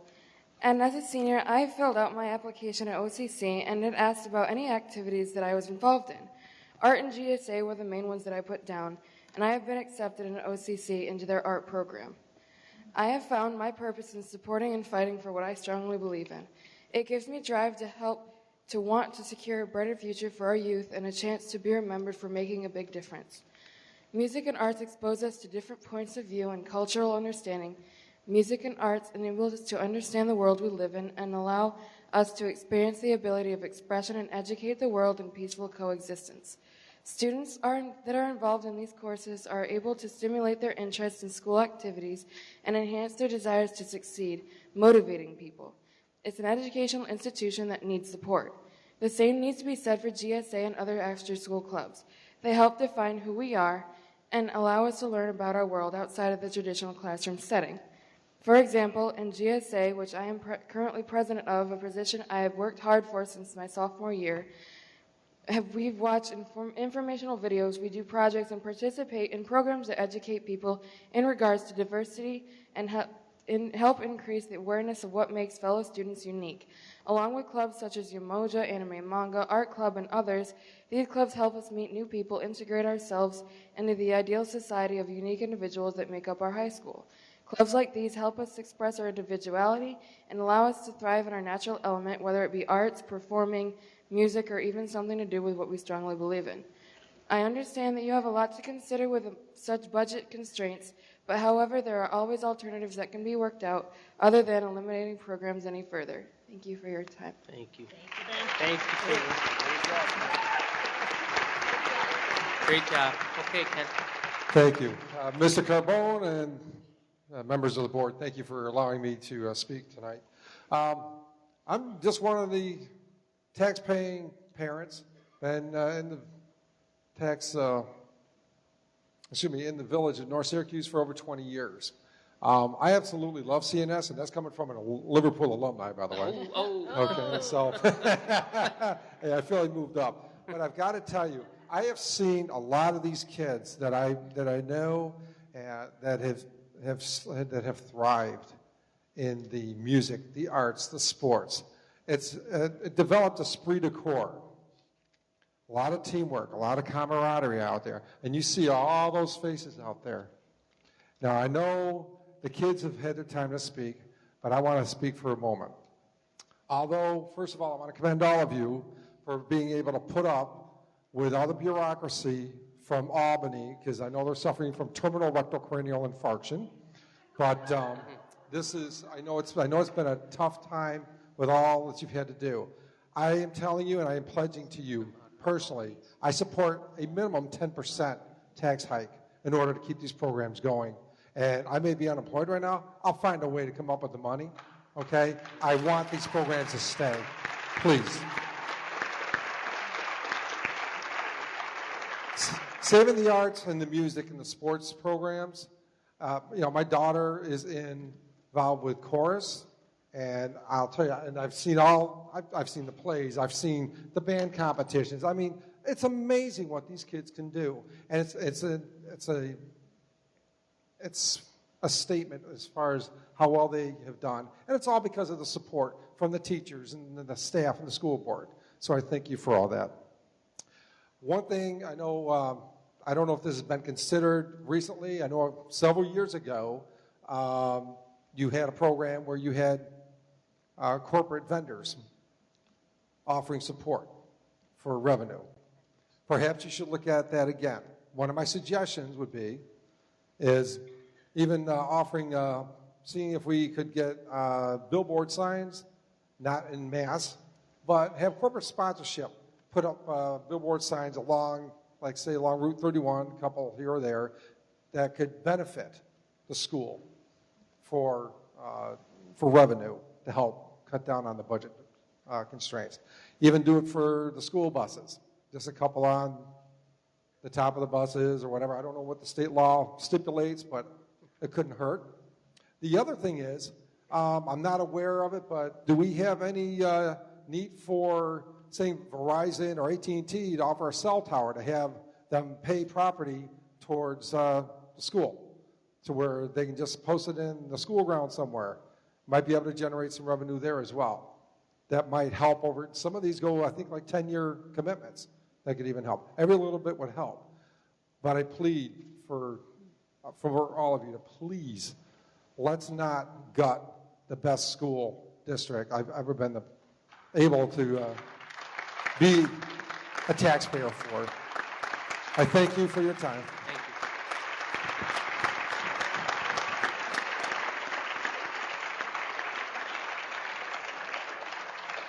you. And last but not least, Jim Barney.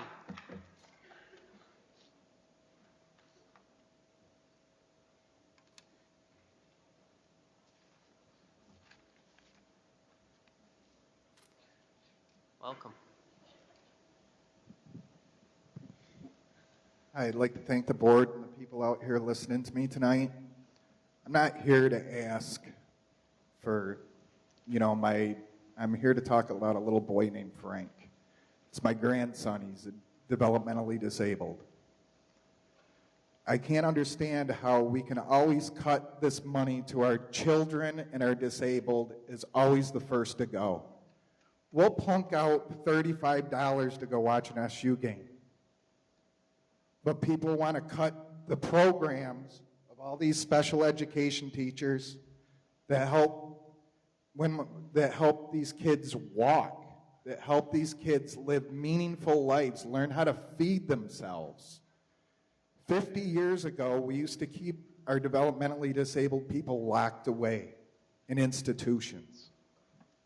And now they want to cut 45 positions in the special education program. I listened to the teacher talk earlier. She can't do it alone. I've worked with developmentally disabled for 23 years for the state of New York. I've seen cuts after cuts after cuts, and they all go after our disabled. They are people who can't vote. That's why they go after them. That's why they go after our children. I know that I'm not asking you anything that you don't want to do already. I'm thinking that I'm talking to the wrong audience, because the people that are here are the people who care about our children, who care about our disabled. The people that don't come and talk here are the people that don't want to pay the taxes. It's not our fault that Albany is, or these children's fault that Albany has made these cuts. We're all going to have to dig a little deeper. Until people have to convince their congressmen and that we can't have these cuts anymore. There's people who can afford to pay these taxes that don't. It's time that we all stand up and start looking out for our disabled kids and our children. My daughter wants to become a teacher because the teachers of CNS have become so close to her. I think that it's time that we all stand up and go a little further than this room, and I think it's time we tell Albany, get with it. Our children are our future. Thank you.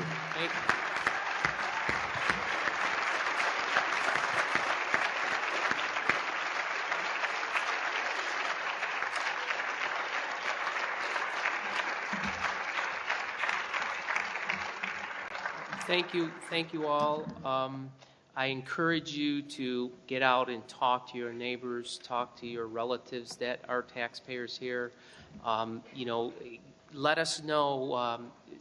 Send us an email, send us a note on our website. Go on our website to tell us what you think that you would be willing to pay to save our educational programs here, because that's very important for us.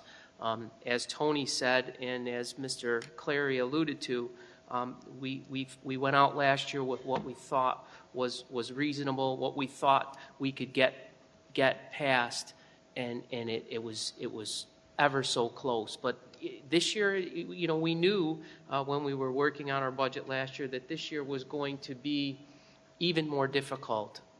So these are deep cuts that we're going to talk about in a few minutes, and I encourage you, I implore you, we have to believe in the reason that we're doing this, the why. Why is this important? Why do we care? Why do we do this? It's because it is our obligation to give our children the best education that we can give them. And what's the alternative? What's the alternative if our budget goes down twice and we have to cut $9.2 million out of it? Well, I can't imagine. Obviously, the state can't run a school district. They can't run the state half the time. They can't. And, what's the alternative?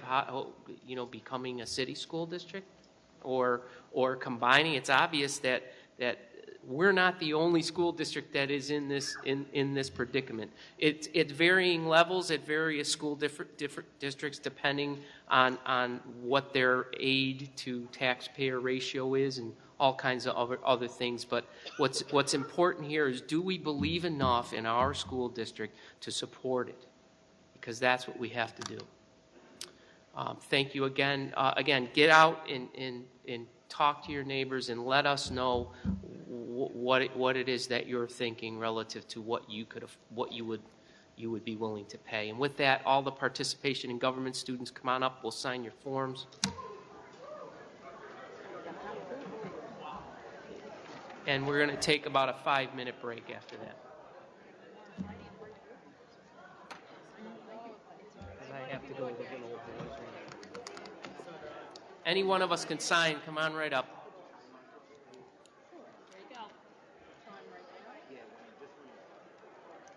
Come on up. I'll sign it for you.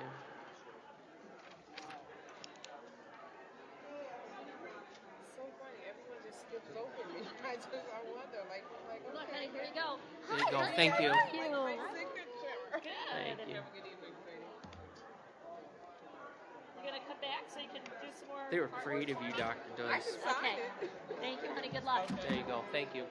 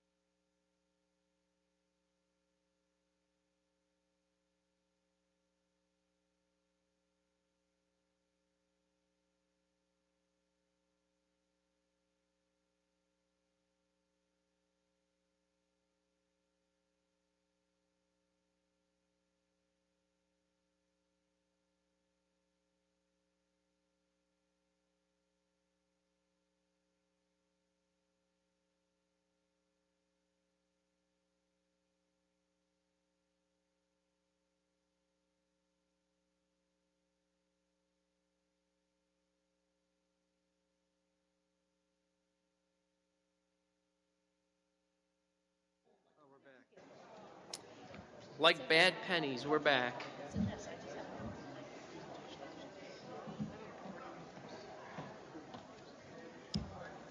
Okay, Don, you're up.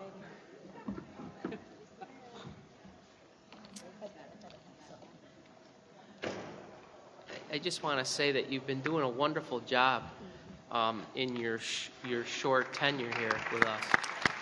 I mean, thank you very much. I know that Wayne had a lot of things ready for you, but still, it takes someone with knowledge and expertise to come in here and do this the way you've been doing it. So we really appreciate Wayne that. left me with a lot of good information and Yep. a great team of people. So Yes. I've been blessed. Yeah, but you're doing a wonderful job. Thank you. Well, okay. I think what I wanted to do, as you know, we presented all these cuts in the last board meeting, and since then, what we've done is we've gone through each of them and attempted to fine-tune the numbers. So, for those folks in the audience and for board members, you might notice that numbers have changed just slightly. That's as we've attempted to just tighten up our calculations. I made a few adjustments to the sheet that I'd like to bring to your attention. This is exactly the cuts as presented in terms of the items in the last meeting, but I did a few things. For example, I think when we last presented the class sizes K-6, we had the art, music, and PE associated with those cuts as separate line items. And it made it very difficult to talk about if we added back 5 teachers, what would that mean in terms of the art, music, and PE. So we've combined those into the items as presented here so that if we chose to add back 5 teachers, we'd go ahead and add back 2/10 of art, 2/10 of music, and 4/10 of PE to support those additional classes. In addition, we made a few clarifications to a few line items, as well as in the fine-tuning of the items. You'll notice the list does come up to slightly more than $9.2 million. It's not intended that we would cut more than $9.2 million. It's just that's how the numbers worked out when we fine-tuned them.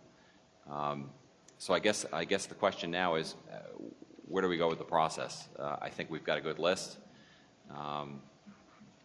I have no further information regarding state aid other than we think we'll get another $430,000 of aid when the budget's done, and I don't have any other information to share with the board other than the list as presented. Well, what I thought we would do, if there were no why don't we do this? Why don't we first see if there are any questions relative to any of these?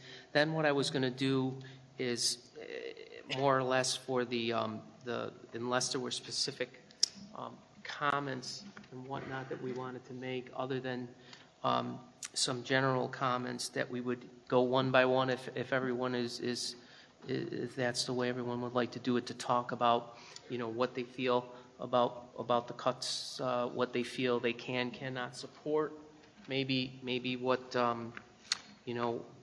what kind of a percentage that you could live with or not live with. I don't know. Does that sound like a decent format? I mean, we got to start talking about this stuff. So before we talk about that, can we talk about the tentative survey results that we have? We did get that in Friday letter. Can we talk about that a little bit? Yeah, we could talk about that. Sure. Before we get started, just for the people who are here, can we have Connie explain what the process is for, I mean, some of these kids are gone already, but what the process is for registering to vote, what the drop dead date is, and all that kind of stuff?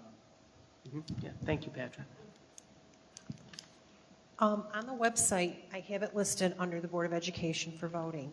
You either have to be pre-registered with Onondaga County or myself. With myself, you have until May 10th, which is 5 days before.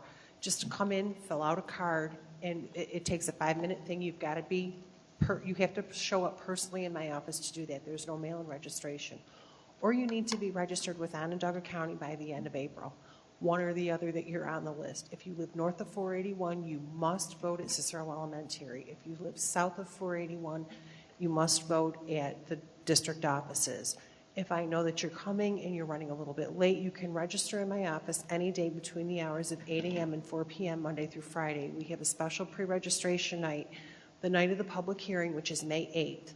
So either at Cicero Elementary or the district offices between the hours of 4 p.m. and 8 p.m., just come on in, fill a card out, and you should be all set to vote in the elections. But like I said, if I know that you're coming and it's going to be after 4, give me a phone call. I'm happy to wait for you while you come to fill out your voter registration card. Now, the nights that you said that you have the special sign-ups at That's Cicero? May 8th. Okay. Now, if you are a voter that would be typically going to Cicero, but you're going to the public hearing, you can still sign up. It doesn't matter that night which building you go to. You can either go to the district offices or to Cicero Elementary, either building. It doesn't make a difference that night. So anyone can register that night? Anyone can register that night, as long as you're going to be 18 years of age by the date of the vote. Then you're more than welcome to vote on vote day, but you have to pre-register by May 10th.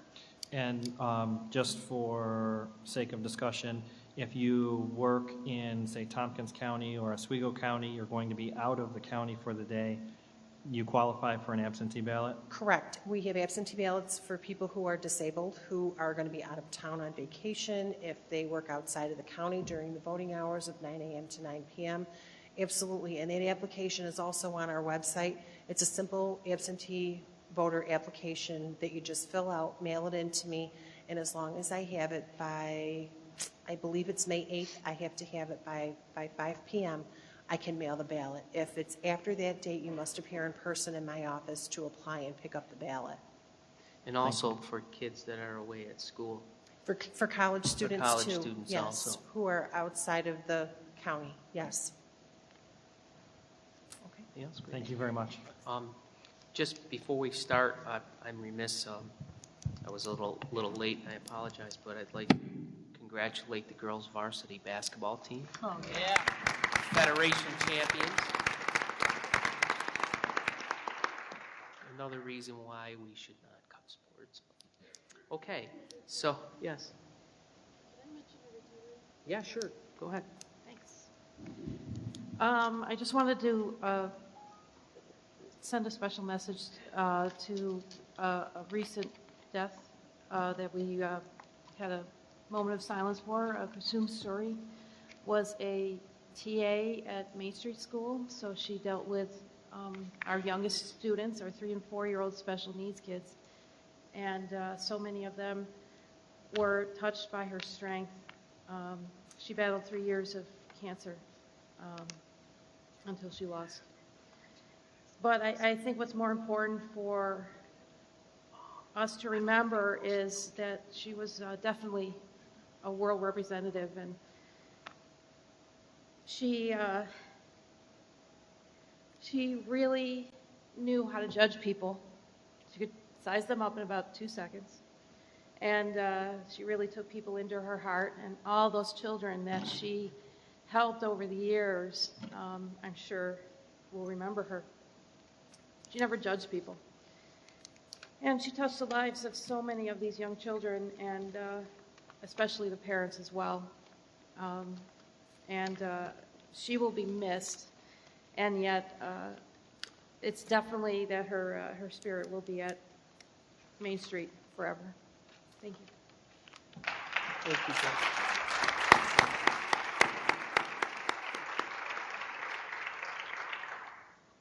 Okay, we have our list. Did you just want to go over those results real quick, Dr. Dice? Sure. Just so that we can kind of, again, one of the things that we are asking is that people tell us what they feel they can support. Again, it's imperative for us, and I firmly believe that we shouldn't have to cut anything. But with that said, we also have to be realistic. We have to kind of hedge, because again, if our budget goes down twice, we have no choice but to make to do the worst possible, the most unthinkable thing that I would have ever could have never believed that we would have to do. But with that, we're asking people to tell us, give us some kind of input relative to what they feel they could support. And with that, we have some preliminary results. So this is as of Friday, the 23rd. More than 900 surveys were completed. 63% of the surveys were completed by those that indicated that they were taxpayers. Of those that indicated themselves as taxpayers, 72% also indicated that they were a parent, and 38% indicated that they were an employee. The majority of the respondents, 27%, said they would accept a 4.78 increase. This was followed by 25% indicating they would accept a 5 to 10% increase, 8 indicating they would accept no increase, and 8% indicating they would accept a 10 to 15% increase, and 7% indicating they would accept a 2.5% increase.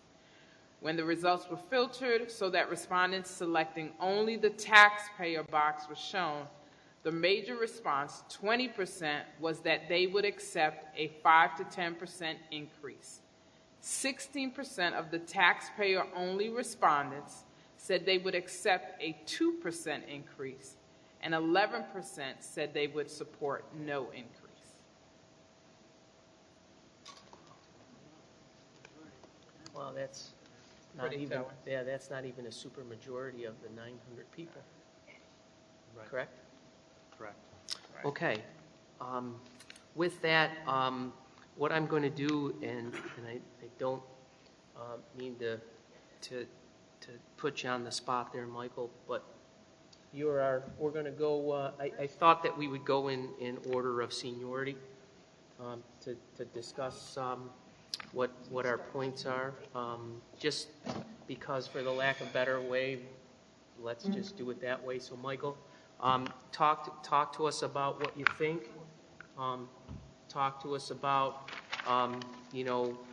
where you think, where you think you are. All of those things. Don can answer any questions, and we'll each kind of go through that. So, Michael, go ahead. Sure. When I was looking at everything that was on the spot to be cut, we're faced to look at everything in the worst possible situation. So as much as I appreciate everybody who was saying how much these after-school activities and these art, music, and sports programs help, I was in many of them myself, and I probably wouldn't be sitting where I am right now if I wasn't involved in many of them. But when we look at everything, I think the bottom line of why we're here is to make sure all the kids in the district get the best education they possibly can.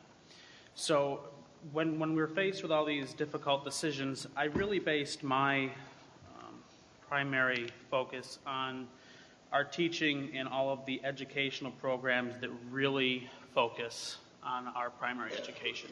As much as these outside activities help, it's the education in the classroom that's going to get these kids jobs and a bright future. So, how do you want me to do this, Pat? Just however you got to, my friend. If you want to do it individually, if you want to do it as a group, as an example, I think I know what I can support and what's major programs and whatnot. So just go for it. So, seeing I'm 19, I've talked to both my parents about it. And they are willing to pay whatever it takes to support our education in this district.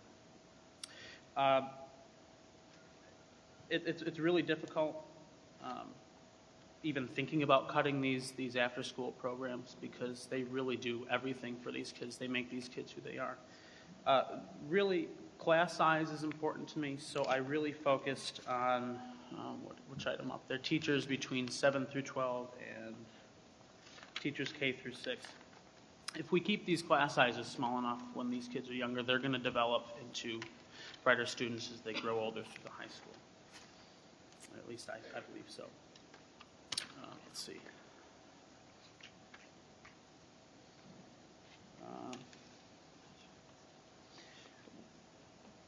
going off of all the music programs, music really helps these kids out when they're younger. They do help these kids think better. So I really was for the younger elementary music programs. I think that they are really something that these kids should be involved in, and I think it's going to help them throughout. Let's see. That's all I really have right now, Pat. Okay, thank you, Michael. Good job. Good job. Pat? Hopefully I won't get choked up like I did last week. Well, by all means, Pat, if that's what it is, then that's what it is. It's Well- certainly something you're passionate about, and Let's start with just a few comments that I heard tonight that I keep hearing and keep going through my head as a parent, as a graduate, as a taxpayer, as a proud citizen, as Phil said, a townie. We do all of what we do for the kids. And somebody mentioned the people who don't come and didn't come to speak tonight are the people that are are the people that responded to the survey. So they use their voice via the survey. So even though they're not sitting here tonight, they exist. So we have to include them in this discussion. And even though I wouldn't put myself in that same category as them, I still, as an elected volunteer, have to consider what is going to be best for our kids. And what's going to be best for our kids is not going to be putting up a budget that is going to be defeated miserably, and then putting up a second budget that's going to be defeated again. So, we do have to make some concessions here as a group. We need to have open dialogue with the community, and I think that this survey has been a great step in that direction. So that being said, I think, you hear over and over again through some of the notes that I took, it's educate, educate, educate. And some of, the cuts that I see, the teaching assistants, the K-6 classroom teachers, those were ones that I actually put on my drop dead list. But actually looking at my drop dead list, I'm seeing that it only came to about a 2%. Believe it or not. So those were my drop dead things. So there are things that are non-negotiables because they've already been done. They've already been a cost savings to us. So obviously I didn't put an X next to those because it didn't really, it's already said and done. I think we need to focus on class size. I think the discussion tonight about what we think we can support as far as a board, what we're going to put forth is really what's going to determine whether or not we add all 4 groups of the teaching assistants, or if we only put back 3 or 2 or whatever we do. So it's difficult to go line by line. But one thing also, looking at this drum line that was here tonight and being at that on Saturday, that was an amazing experience. Sitting here that night of the orchestra, I know somebody came up to me and thanked me for 5 board members being here. Dr. Dice was here with her child. That was a huge attendance. And we talked in the back corner. Dr. Morton and I actually got shushed because of our conversation by a parent who was trying to listen. But we were discussing the fact that if the people that were in this auditorium were majority taxpayers, if they showed up, we would have our supermajority that we would need. Those are people that are obvious supporters of the orchestra program. And Phil, talked about the 52 people. What 52 people looks like, that's less than the first 4 rows here in the center. Not the first 4 rows across the room, but the first 4 rows here. That's, 52 people is what it went down last year. And I know people in this room that are teachers are in classrooms next to people who are district residents as well as employees that didn't show up to vote. That, to me, is appalling because I have, people can attest to the fact that I'm a rather cynical, sarcastic person from time to time.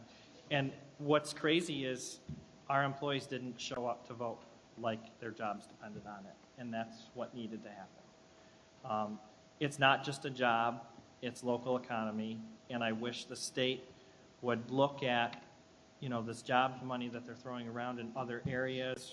That jobs money could come here. It could come here and save jobs. It would not only just create jobs or save jobs, but it would also better education. So it would be twofold. And I know we've talked about what legislature is doing and assembly's doing right now for trying to get us that extra money, but sometimes it's a day late and a dollar short. We need to look today to finalize these budgets, and they're dragging their feet. So, just to go through a few things, these kids, Brittany Murphy talked to us about field hockey, but she talked about 21st century learning. She talked about property values. These are things that people who are talking about the 2% tax increase and the 0% tax increase are not considering. Property values. Sandy talked about it last week. Caitlin, I didn't get her last name, talked about time management.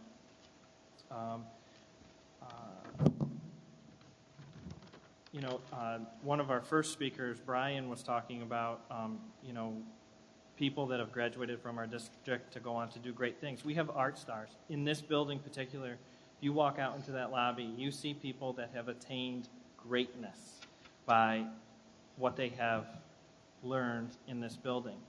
If you go up to the high school, we have the Wall of Distinction, which is a lot larger than it was when I was in that high school. When I was there, it was in the front of the gym, and we had to move it because there are people that are movers and shakers in our community that are accomplishing great things. We have people like Kay, Phil, that are on that wall that, somebody thought that they did a good job, and somebody put their name, and Tony, and somebody put their name on a form that said, this person deserves this recognition. So, it doesn't just stop there. And then we had, kids talk to us about special education. When I was in Mr. Crabtree's room, we had a buddy system at Bear Road where we went to a self-contained classroom, and we had a friend that was, that was our exposure. We didn't have inclusion as it is today. So, that's where passion comes from. And listening to these two girls speak tonight, that's moving to us. I really don't know how somebody can see what we saw today, listen to what we listened to today, and then say that they can only support 2%. I don't know how that can happen.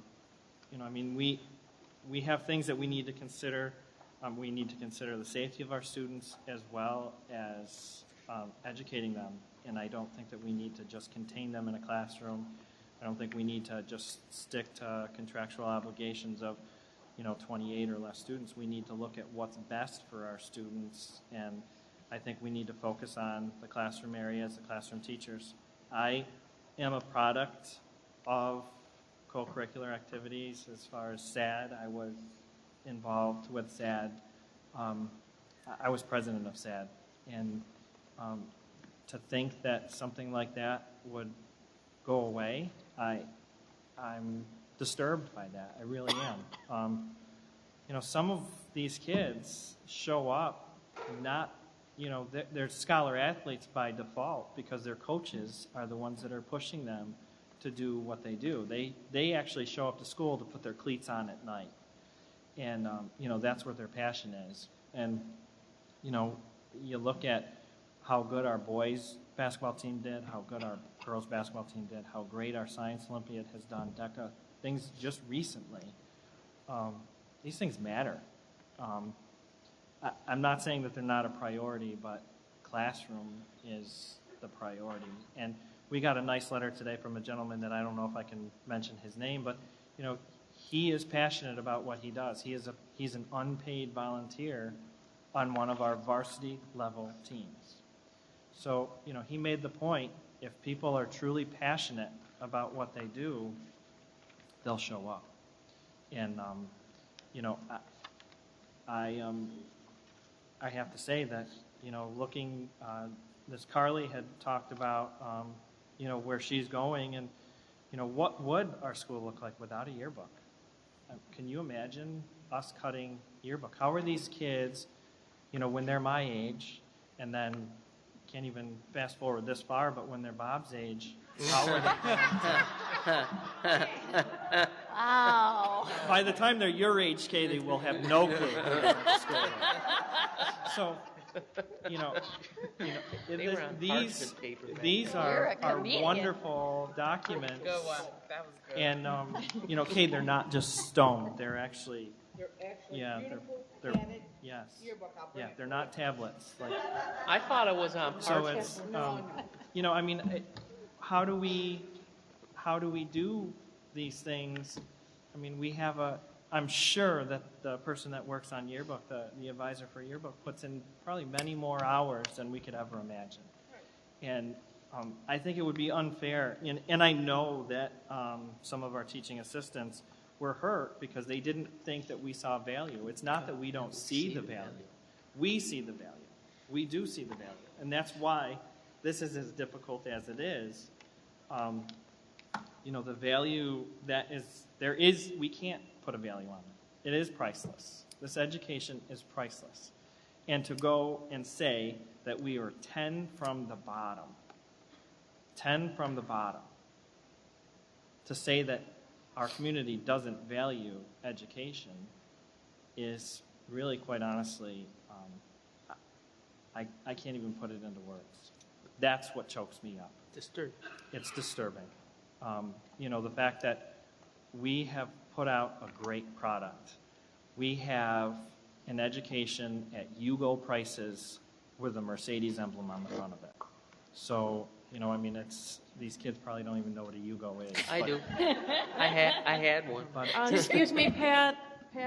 Mike doesn't know what a Yugo is, so you'd better explain that to him. No, just kidding. I was going to say Mike probably doesn't.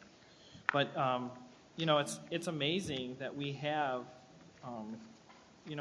we have teachers, like I've said before, we have teachers that are at school at all hours of the day. I stop in the middle of summer to remind teachers that, you know what? You only work 6 hours a day, remember? You aren't here now. You're not here. But, even the teachers that you see leave at 4 o'clock or you see leave at 3 o'clock, they have a tote that weighs as much as they do. As they're getting into their car's lopsided because of the work that they're bringing home with them. And, it's disturbing to me that we can't go out with something more. I would love to say that I would go with any number that would require a supermajority, but it frightens me to do that. I'll say it for you, Pat. Well, I want that.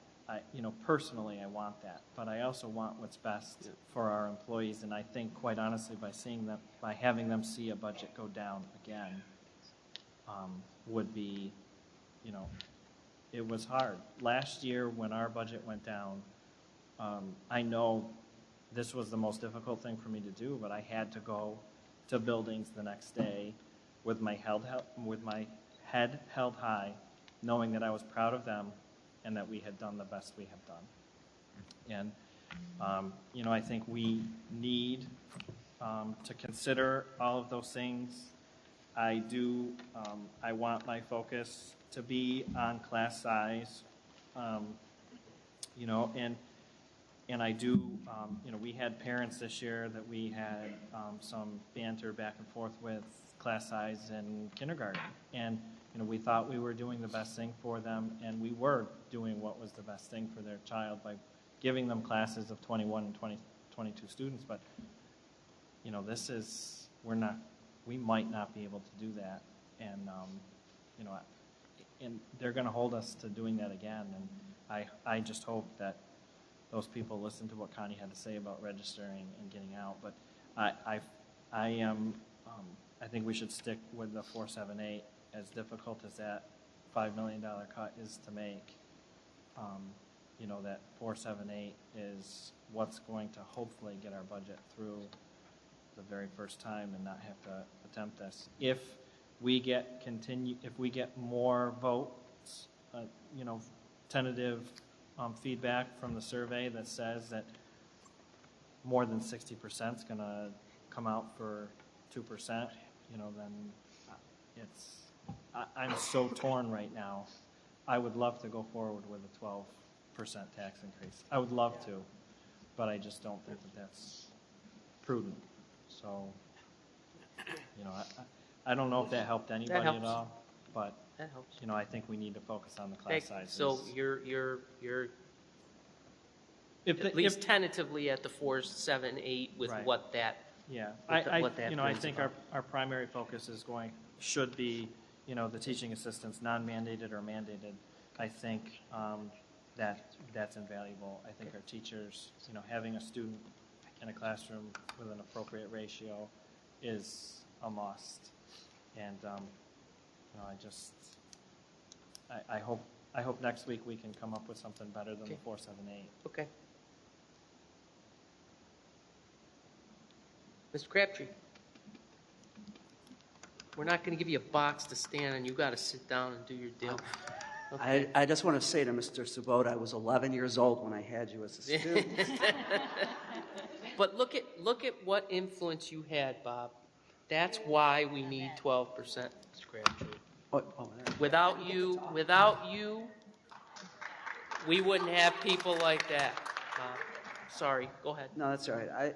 I like to look back. I did this last year. I've been on the school board. This is my 3rd year, and every year we've had to reduce. We've reduced 200 positions in this school district. Bless you. Someone today that works for the school district says, well, I don't really notice the difference of 200. I notice it every day when I walk into a building or go to a workshop or whatever, the people that are missing. We've lost a lot of great people in this school district. Let me remind you, K through 6, we have lost half, 50% of our vocal music program. Now, our music teachers, God bless them, have stepped up to the plate like I knew they would and doing the kinds of things they have. Those kids are not getting the same program, ladies and gentlemen. They're only getting 1 day a week instead of 2 weeks, or 2 days a week. Gone. This is before we even make decisions tonight or down the road. 2, you know how I believe in sports in the school district. We have already reduced our sports close to 30% in this school district.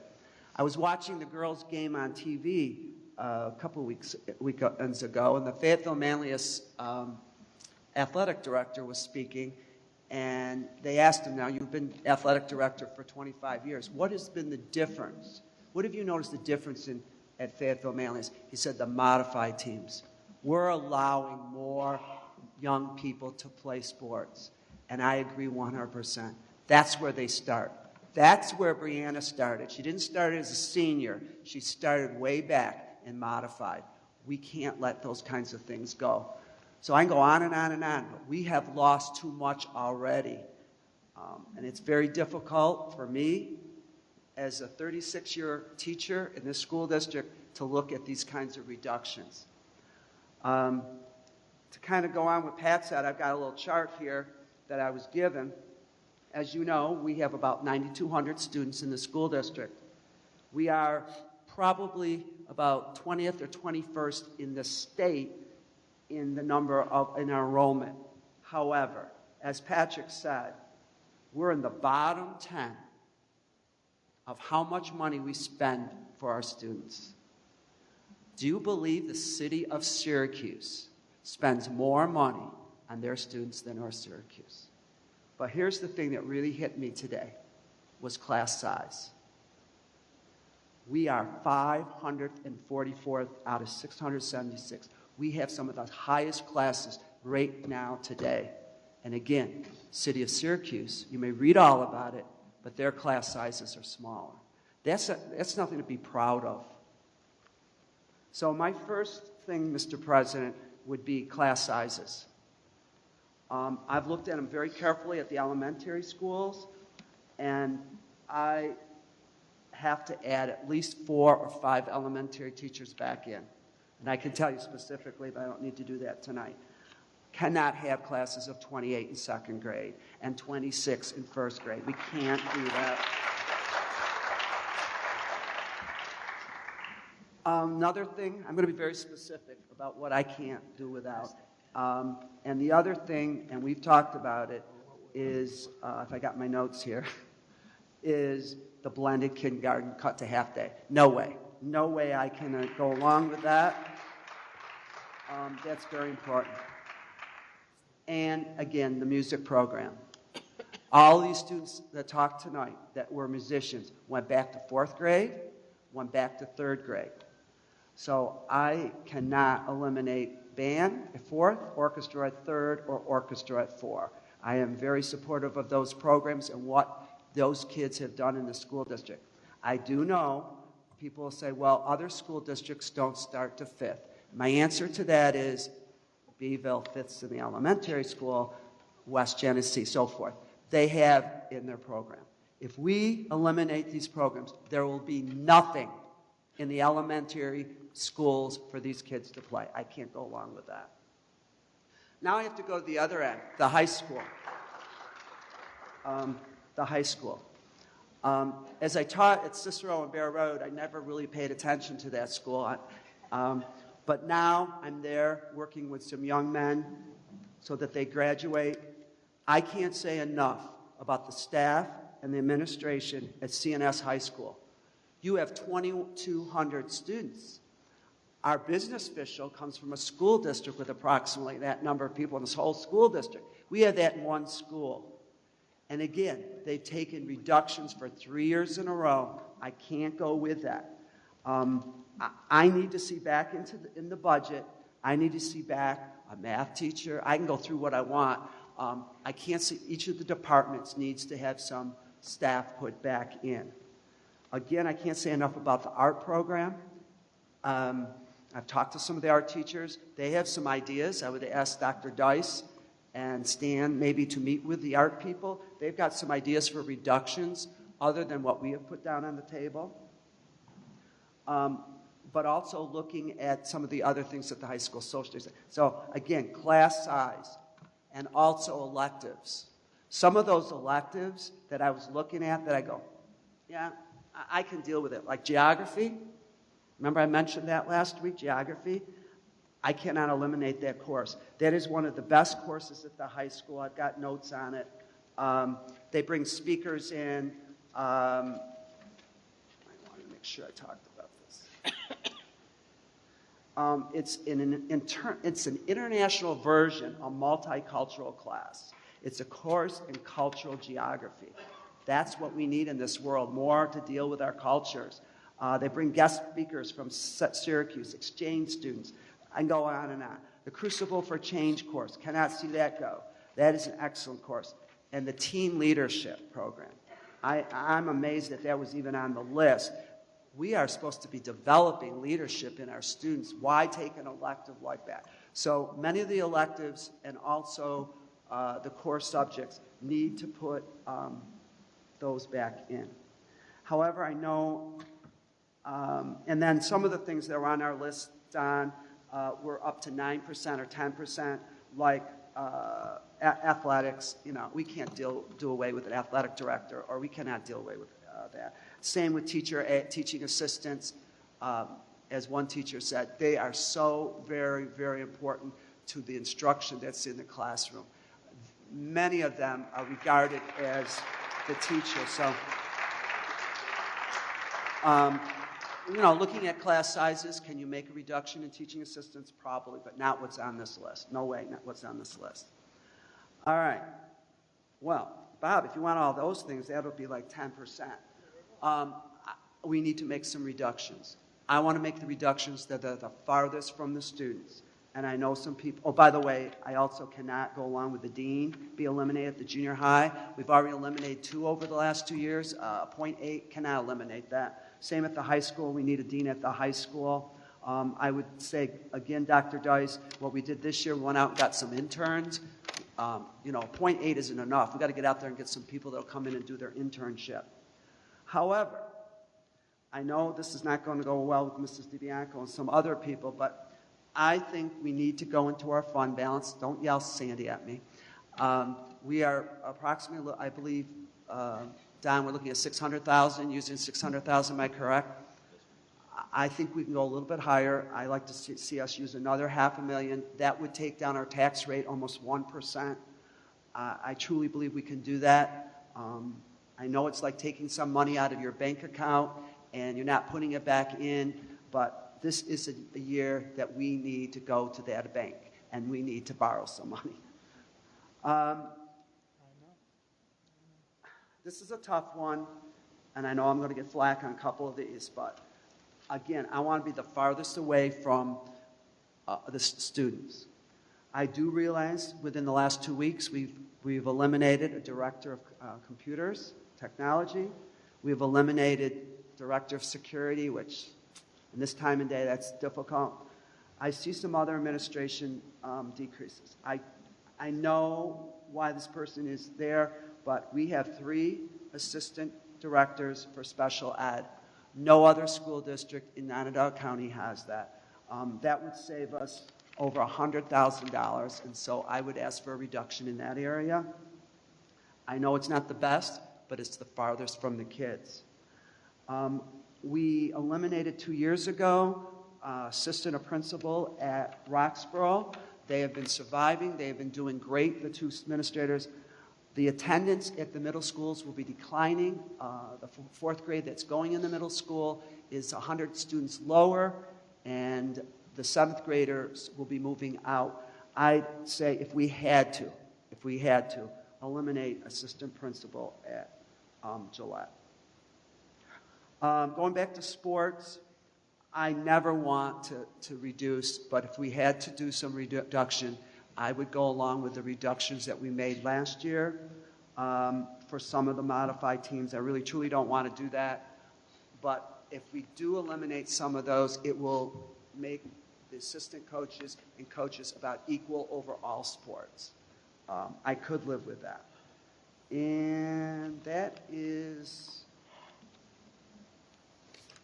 about it. But I would say, whatever the board agrees, a majority agrees, I'm willing to go along with. Nothing is set in stone, but those are my personal opinions. I want to thank all the students that came tonight, all the teachers. You are wonderful. I told the art people they were wonderful, and I told the music people, but you are all beautiful people. This is one of the best school districts in New York State. I know that for a fact. I see what you do every day, and you always step up to the plate. Thank you for coming tonight. Appreciate it. Thank you, Bob. Jackie? You're next. I'm a little tired today. Okay. Well, I came here tonight pretty pessimistic. I'm not usually that way. I'd like to think that our survey is going to be answered with a lot more people that will give us a better idea, because I'm still really, really confused. But I just have to say, wow, with all the speakers we had, it's just a wonderful thing to see all these kids able to come up here and speak, because believe me, I have trouble speaking now, so I would not have been able to do that in high school or college or beyond. But, for years, this district has maintained a pretty conservative spending and, really held the line on tax increases over the course of at least 10 years or more. So when state aid that we rely on for over 40% of our budget gets cut, the gouge is massive. And, we don't have any fat to cut away. When we talk about reducing spending because our revenues are down, we have to discuss cutting what we value and reducing what we all deem essential, except the basic 5 of English, social studies, math, physical education, and science. And even there, we have to talk about increasing class sizes. It hurts deeply to even think about the current proposed cuts. I don't like any of them. But I want to maintain a little flexibility, hoping that the survey, when it's said and done, will really tell us that the community will try to accept a higher tax increase. That being said, I maintain that we have to keep that full-day primary kindergarten for those kids, because in these times when we have so much less than we did before, these kids need to start out a little bit get a little bit extra right at the beginning. And I would ask that please just go through those numbers again for the teaching assistants, because our special education students need that extra support. I know a lot of those positions are mandated, but I would suggest that we could just for me, take a look at it again and make sure that that they're going that we have a way to cover that. We have a way to support those students. So if the quality of our schools decline because we can't offer those competitive electives and the programming and the sports, I'm concerned that our property values will fall in our community. And a lot of people talk about how children, it takes community to bring up a child. So to me, it's if you care about the future of the community, then it just goes without saying that your schools are part of that care and a part of being a part of a community, and that even if you don't have kids in the schools, maintaining the school district that you can be proud of and that can be a part of your community, and that can make you feel that you are a part of something better or greater than just your home or your family. Then I would suggest going to that survey and trying to think about what you can possibly afford to keep all these things that these students and that we value a great deal. So I would have to say I would agree to 4.78%, but I'll go as high as we can possibly go. If our survey is much more hopeful, then I'm trying to be hopeful, but I'm not hopeful. But if the survey comes out to be much more hopeful, I will definitely go as high as the community will let us. Thanks, Jackie. Oh, and Mike reminds me that he was in the high school just lately, and for the first time ever, that since he was in school, which was 2 years ago, right? Sorry. I thought that's what you meant, was that he was Sorry. recently in the high school. It's a That's long what I time thought for you you. meant. Don't go there. He reminded me that the kids are talking about this budget. I mean, that's an amazing thing for adolescents and for high school students to be talking about a school budget and caring about it. And you heard that here in this audience. So, we have to listen to our kids as well. So I'm just so impressed and proud, and I can go home and maybe sleep a couple hours more than I would normally, knowing that we have children like that are going to make our future a little bit brighter, but we have to get through the next couple of months. Thank you, Jackie. Tony? Okay. We were asked to fill out this chart last week, and quite honestly, like Mr. Carbone, I really had a hard time doing that. I put one X on one thing that I absolutely could not live without. The rest, I just can't. It's our education for our students is so much more than in a classroom, so much more than where we are in the community, so much more than all of the things put together. But the other side of me is saying a majority of people in our community that vote are not raising children. And so they are saying, I can't afford another dime. And so we're stuck between a rock and a hard place. And we're human, and we're trying our best. And there isn't a time that I'm not out in this community where somebody doesn't approach me about the budget. Somebody doesn't approach me about the canteen, because people are excited for us in the fact that we're opening up an after-school program. Where are we going to be if our kids don't have anything outside of a classroom? Or they're so crowded in a classroom that they're not learning anything, or there's no incentive for them to sit there. It's hard for us as individuals to come up with this balancing act. It is not an easy process. It is difficult for everybody in the community, and I don't know where we're going to be. I honestly don't know. To listen to the kids speaking tonight and listen to the adults, it's very emotional for us, because we care a lot, or we wouldn't be doing what we're doing.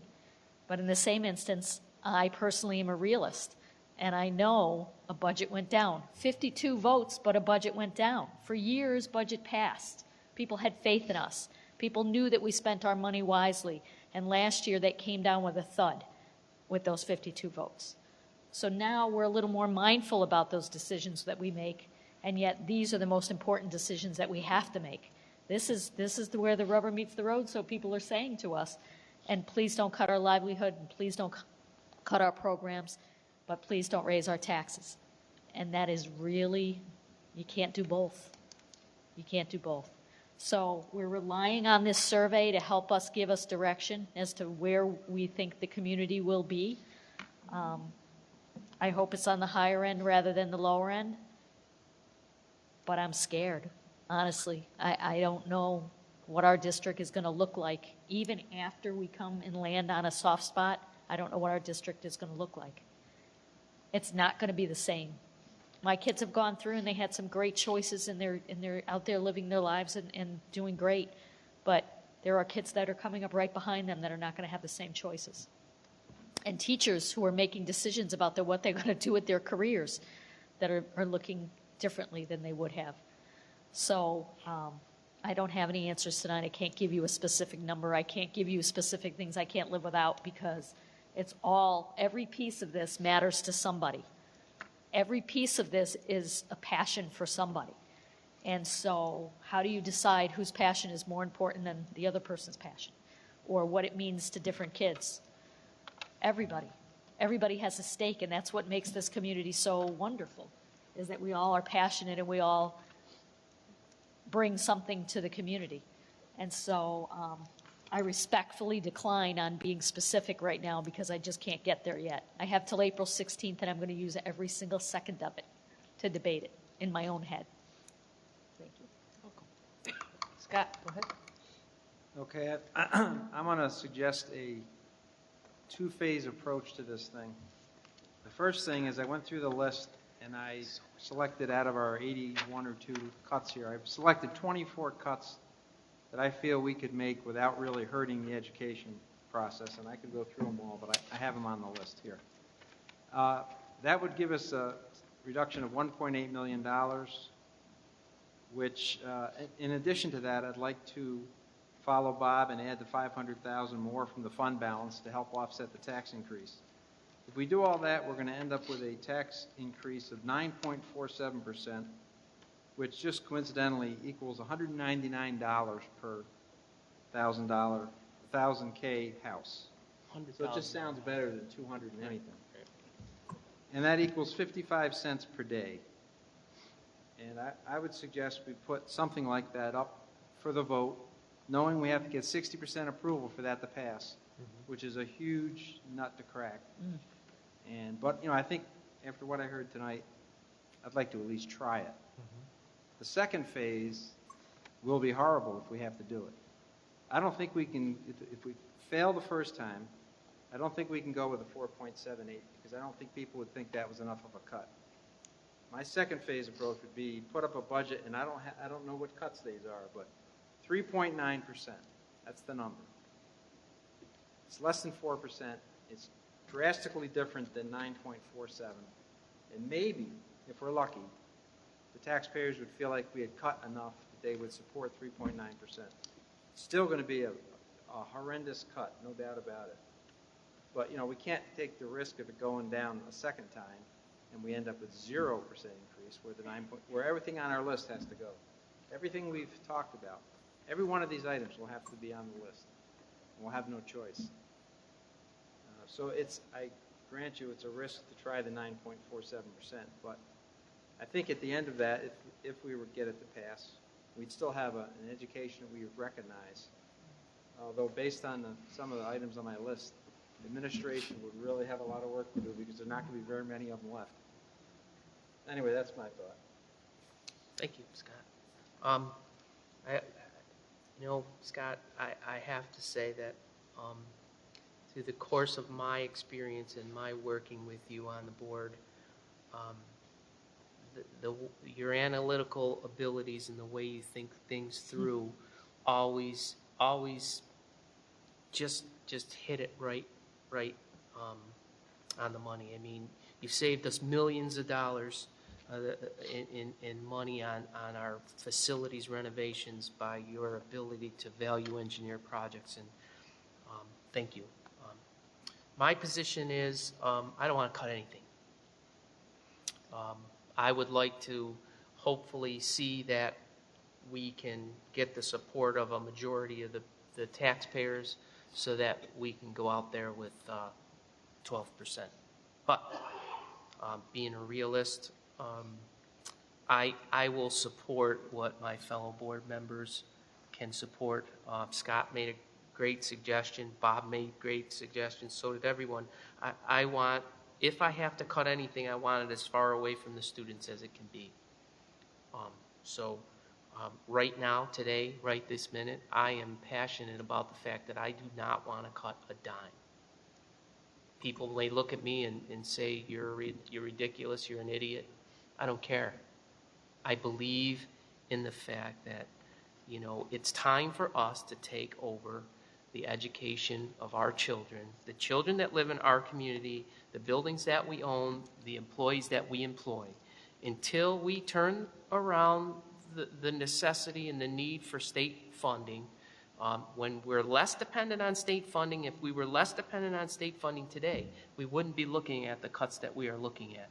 So we have to take control of the situation. The governor's not going to do it. Our assemblyman's not going to do it. Our senators are not going to do it. The people at the federal government level are not going to help us. You know, they'll give you a little carrot and they'll say, okay, they'll mask it under the fact that you have to, they're going to mandate some programs. And then they say, oh, well, wait a minute, we only did that for 3 years. We're taking it away from you. You know, I listened, I don't know what it was, but lately people have been sending me little snippets, and there was a congressman that I listened to, and he was talking about the health care program. And he was talking about how our government is going to vote in a system that basically takes away our ability to decide what we are going to do as business owners, as taxpayers, about how we're going to provide health care, and they're going to tell us how to do it. You know, it's time for us to take the bull by the horns. It's time for us to decide what our education system is worth to us. I mean, I can't stress that enough. I mean, the districts on Long Island, granted, wealthy districts, but they don't have to, if they didn't want to spend money to educate their kids, they don't have to spend it. You know, they spend it because they value their community, Phil. They value where they grew up, and they value the fact that they want to educate their children. Maybe they can do that at a higher level than we can, but that's okay. We have to decide what that level is for us. And again, I'm going to be realistic, but I'm going to be hopeful. And you know, I know that we have to go out with something the first time that we feel that we can get past. I don't know what that number is yet. I know that I want the cuts that may coincide with that to be as far away from the classroom and the kids as it can be. But I also want people to understand that we are in a position to take the reins. We do not have to cut anything. We have to get the people in our community to decide that they want to pay for public education. And that's all I'm going to say. Sandy? Well, I've struggled over this, and if I hear another public service announcement about our governor reforming education, when I believe that his aim is to deform education, I think that I'll scream. There are no good choices here. I've never, ever, ever before been in a position where the choices before me were one only slightly less loathsome than the other. I mean, there's nothing on this list that I would have chosen to do under any other circumstances. Nothing. Not one item here that if you had said to me, well, these are going to be your choices in terms of the budget of what you have to eliminate, that I would ever have chosen any of them. That being said, in a nutshell, I kind of go along with Scott. I don't want the children who followed my children to have so few choices, to have all the things that bring joy and life, all the wonderful things about education, the exposure to different things, the opportunity to taste and to try different things. What are colleges looking for? They're looking for kids with a wide range of divergent experiences. Why was our high school put on the list of wonderful high schools in this country? Because we offered those things to the kids. Now we're going to take them all away.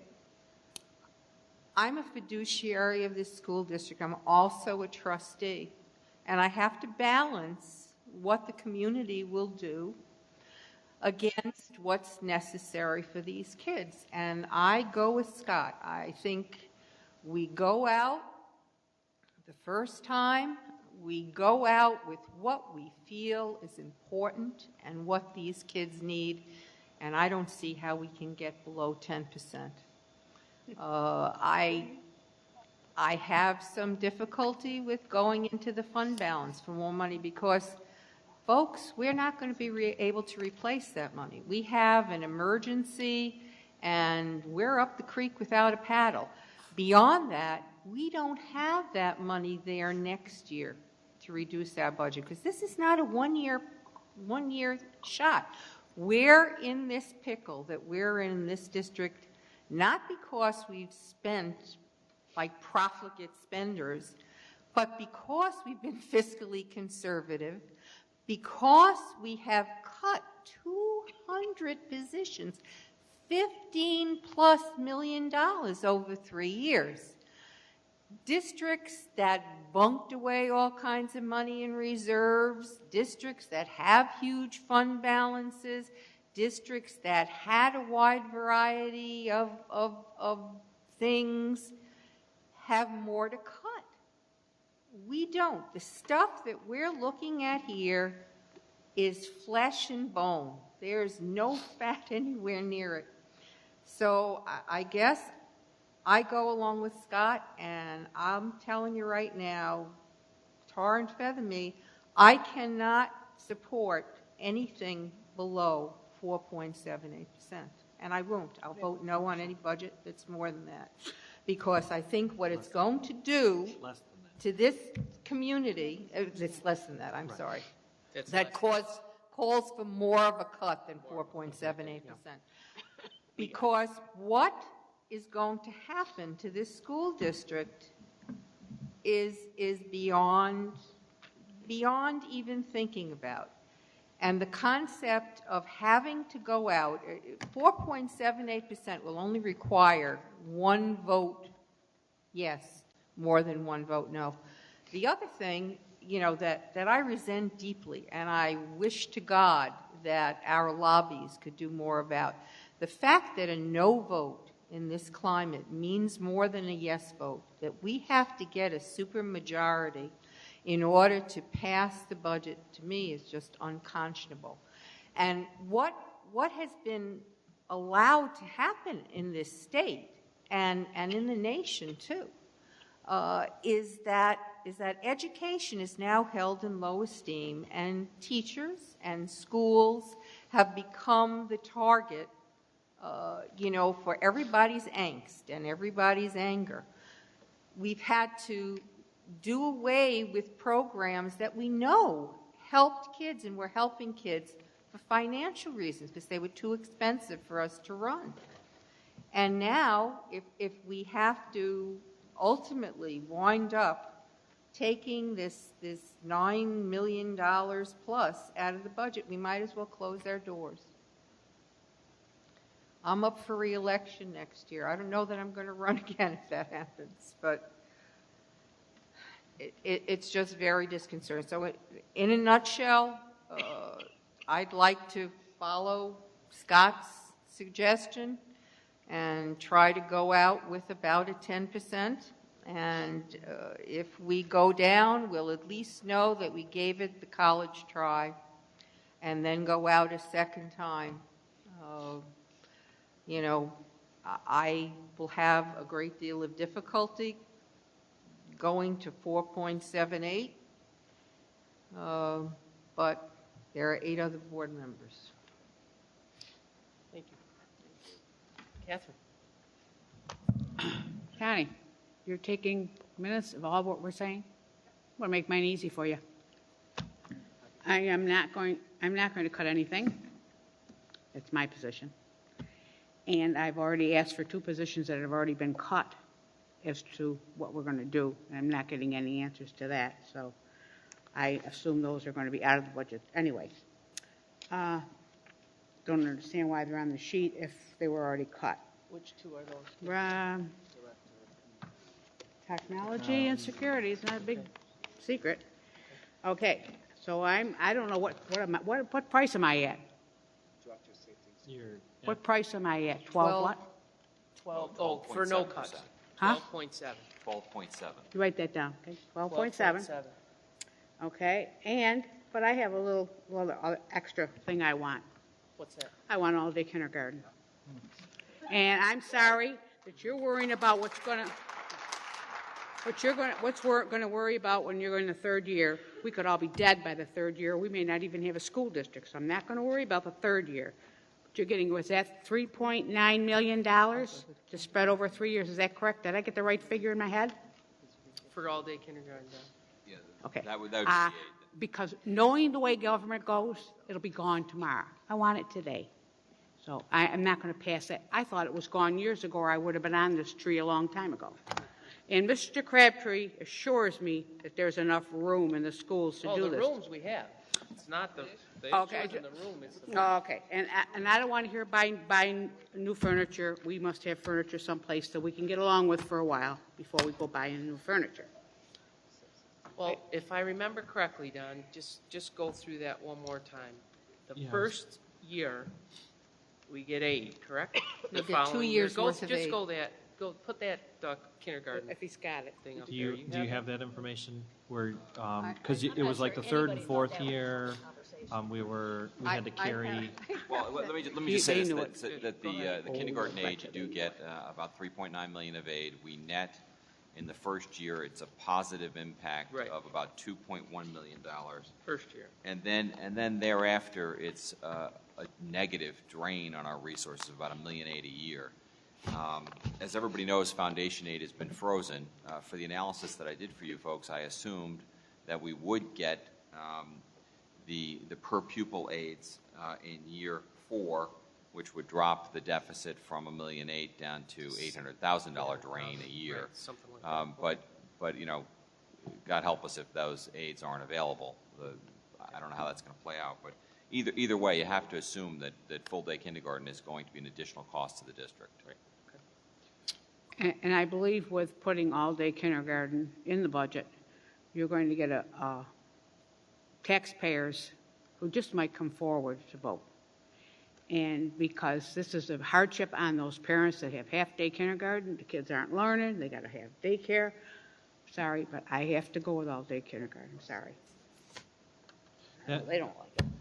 So that's it? I'm done. Okay, so 12%, 12.7. 12.7 plus full day. Plus full day. You got it. Pat, Yeah. can I, just after having this conversation, Scott, I think, brings up a very valid point, and I think that it's something that we as a board have to walk away from this and consider.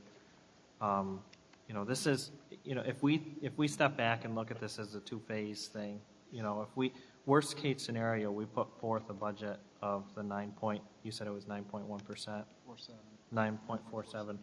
Worst case scenario, it gets voted down and we have to go back to what we're talking about now anyways. Best case scenario, we walk away with what's best for the students and staff. So, I guess, not to point out Scott's gray hair, but with that hair comes wisdom. He's done this a few more times than Mike, myself, and Bob have. So, I rely on Scott for that, and I really think that that's something that we need to consider, we need to definitely. take a look at. Definitely. So when we come back next week, if you could just like put a couple scenarios together. It sounds like the 4.78 is like the rock bottom. Is that what I'm hearing? The 4.78. That says 3.9. And he said 3.9 for the I've second. heard across the board, Well, though. but I think what Pat is saying is for the absolute first vote, it's dropped dead at 4.78. Everybody So we got a seems to range be- of 478 to 947 for the first vote. Right. Is that what I'm hearing? Well, put together a couple of scenarios based on what you've heard to just kind of show us what that would look like relative to what cuts that would encompass, and then again, hopefully we'll have some more results. Again, I think it's key for us to know what our taxpayers are thinking relative to that.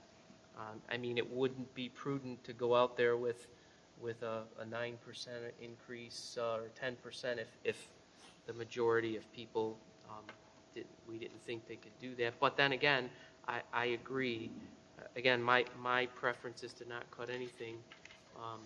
But we're going to have to go up twice if it fails the first time. So a strategy based on something similar or something that we can all come to grips with relative to what Scott discussed is probably a good approach. To have a drop dead if X doesn't go, which is what we feel is the best that we can do, then what is Y going to be? And we already know what the cuts are correlated to various tax increases. You had that screen up there. That's been part of your presentation for the last 3 or 4 weeks. What a 10% cut is, what a 4.78, what a 3 point, whatever. Is everybody okay with that? Go ahead, Bob. I guess I have a favor to ask that we finalize this next week. In that the week of the 9th is a vacation. We met last year, and without taxpayers, some of the taxpayers are on vacation, the teachers are on vacation, that we finalize this budget next week, April 2nd, and then we vote on the 16th, yes or no, on the budget. If we could finalize our, not drag it out past next Monday, make a decision. Well, that's what the plan is. That's the plan. Okay. That's the plan, Buck. That's why I'm That's the asking. plan. Mm-hmm. That's what we got on the schedule. I'm hoping that we could do that, Bob, because I agree with you. I'll stay at 2 in the morning. Okay? Everybody all set? All right, I'd like to make a motion that we move into executive session. Hold on. For the purpose of receiving an update on one legal matter relative to potential contractual matter, with no action to follow. Second, Tony, all in favor? We're adjourned. That was a tongue twister for the last thing. Thank you, everyone, for coming.